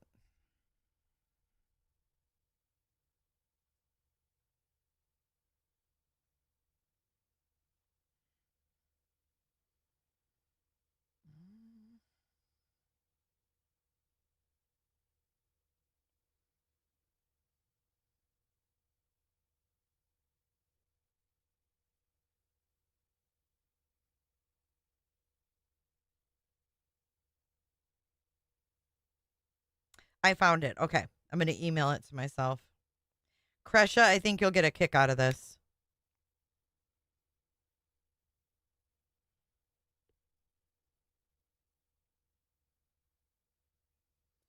Just give me 1 second.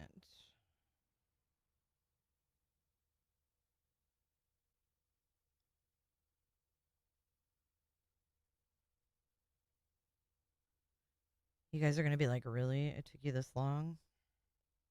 For this? Okay. Now I got to open up my email. See, this is what I have to do. I have to email shit to myself instead of airdrop.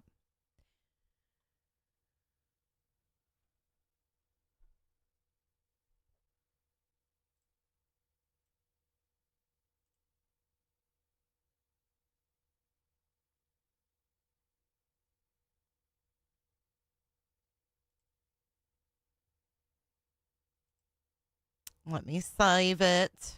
All right. Let's pull it up here.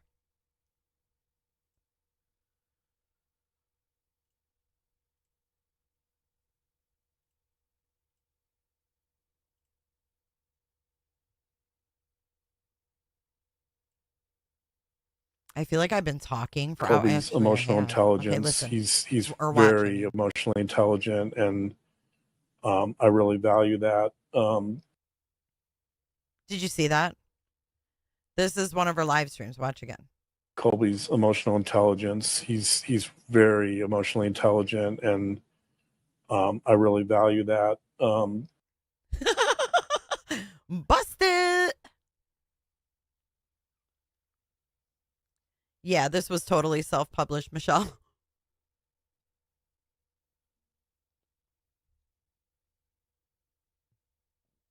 There you go, folks. Some things never change. I heard his words over and over on the phone. Why would you do this, Lauren? How could you do this to us? I recalled what he would do when he felt desperate. He would drive to come see me. He would make the 5-hour drive to Boise to attempt to perpetuate the marriage in spite of its deep flaws. I thought he was in Boston. Now he's back in fucking Utah? Jesus Christ. This book makes no sense. Colby's emotional intelligence. He's very emotionally intelligent, and I really value that. Could I do the same for him? Should I do the same for him? I should drive to Salt Lake City and see him, and we could save our marriage. That was my delusional fantasy at the time. Oh, my God. I thought I could make the effort and show him I believe in us. Okay, Jodi Arias. We can hold each other on Valentine's Day and choose to stay together. Or we could even say our goodbyes, but do so in each other's arms. I was seeking at least some closure. I needed to act. I told Karen I couldn't hang out with her that night. Lore, she said, come over. We'll hang out. We'll watch The Bachelor. We'll have fun. I was stirring in my apartment, thinking about the drive, and decided she was right. When I arrived, she was relaxed on the couch, but I could hardly sit down. I felt I was about to burst as the anxiety increased. I told her I needed to go to Salt Lake City, and I'll never forget her words. No, Lore, stay here.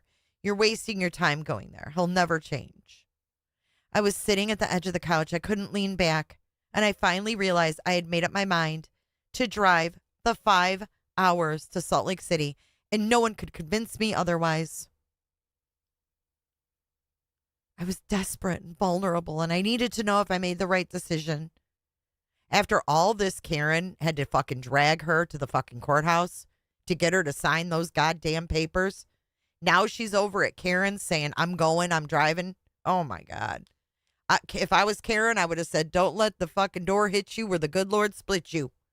And don't you come back here crying that you're done with him again. God, Jodi Arias. She is insufferable.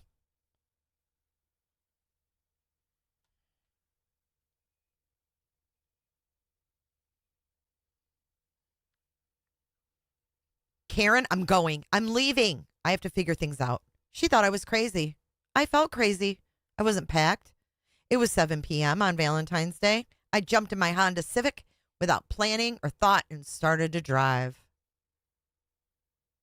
I needed to know if it could work. Divorce seemed so final. Jesus Christ. This chick is nuts.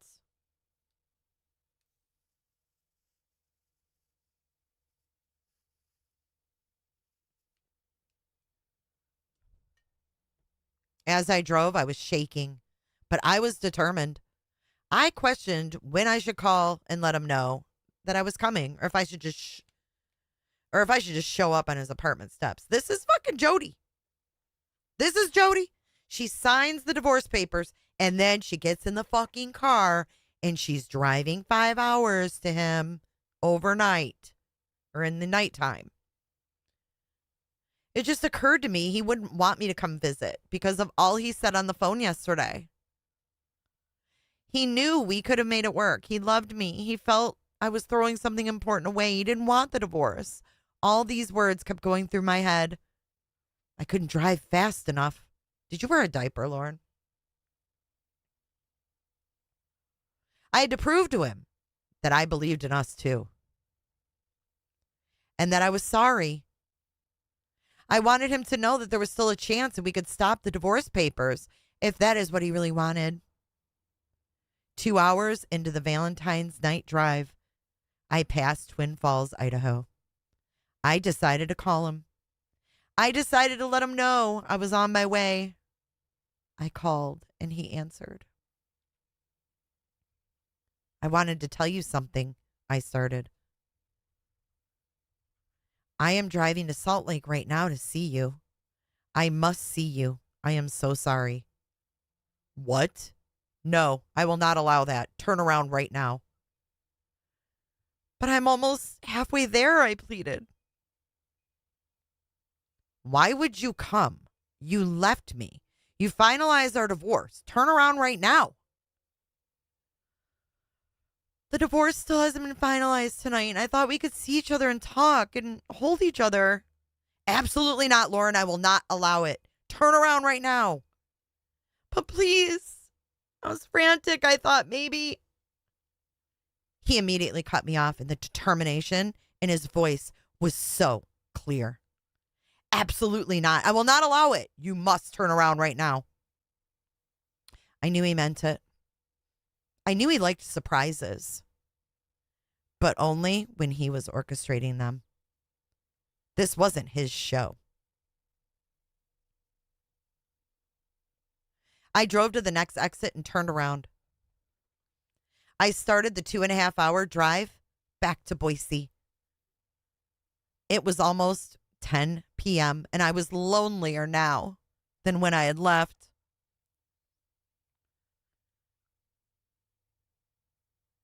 As I drove back late into the night, his words kept repeating in my mind over and over. Turn around right now. I will never allow it. Sheepishly, I obeyed. There she is, obeying. Warwin. Poor Warwin. Reporting in winter 2015. We are on page 225 of 296, and this is Finding Change. And I'm actually going to stop here for the day. We've been going almost 4 hours. I can't believe how it's almost been 4 hours. But we will finish this up tomorrow. We should be able to finish this no problem. We're on 225 of 296, and I think you guys are here for it. Because the next part, it looks like we're going to be getting into probably, look at this. More shame. Look at, I experienced such shame. Then she's going to fucking meet John and all that shit. God. Doesn't this remind you of the Jodi Arias story? Like, take a hint. Thank you, Snaz. It's just been, 4 hours of this is a lot. But we'll do part 3 tomorrow. We'll finish it off. And then we will see where we stand from there. Tanya, you have so much more conviction than I do. I would have given up and told my viewers I can't do it. Oh, no, I'm invested now. I've read over half. I've got to keep going. It's actually kind of comical. It's comical, but it's also very eye-opening. Yeah, the fact he wouldn't give the address is a red flag. Right. She was relentless. She was relentless. I know, sneaky suspicion. It's really weird, especially since Aunt Ruth told her to put a toe tag on him and call it good. That was concerning. And remember, someone wrote her on her blog and said that they were fantasizing about killing their husband. That's fucked up. Thank you, Kresha. That means a lot. Whew. All right. Well, let's deprogram. A cooter de ville. I think the devil drives a cooter de ville. I saw the dreadlocks over the hill. Ah, that's better. Her wheel. Looking at the little cooter coot. Cootersville. Okay. Oh, it's not easy. It hasn't been easy. Ark, thank you so much for 10 months of cootership. I appreciate you and appreciate your support. Good God. I have a song for Lauren.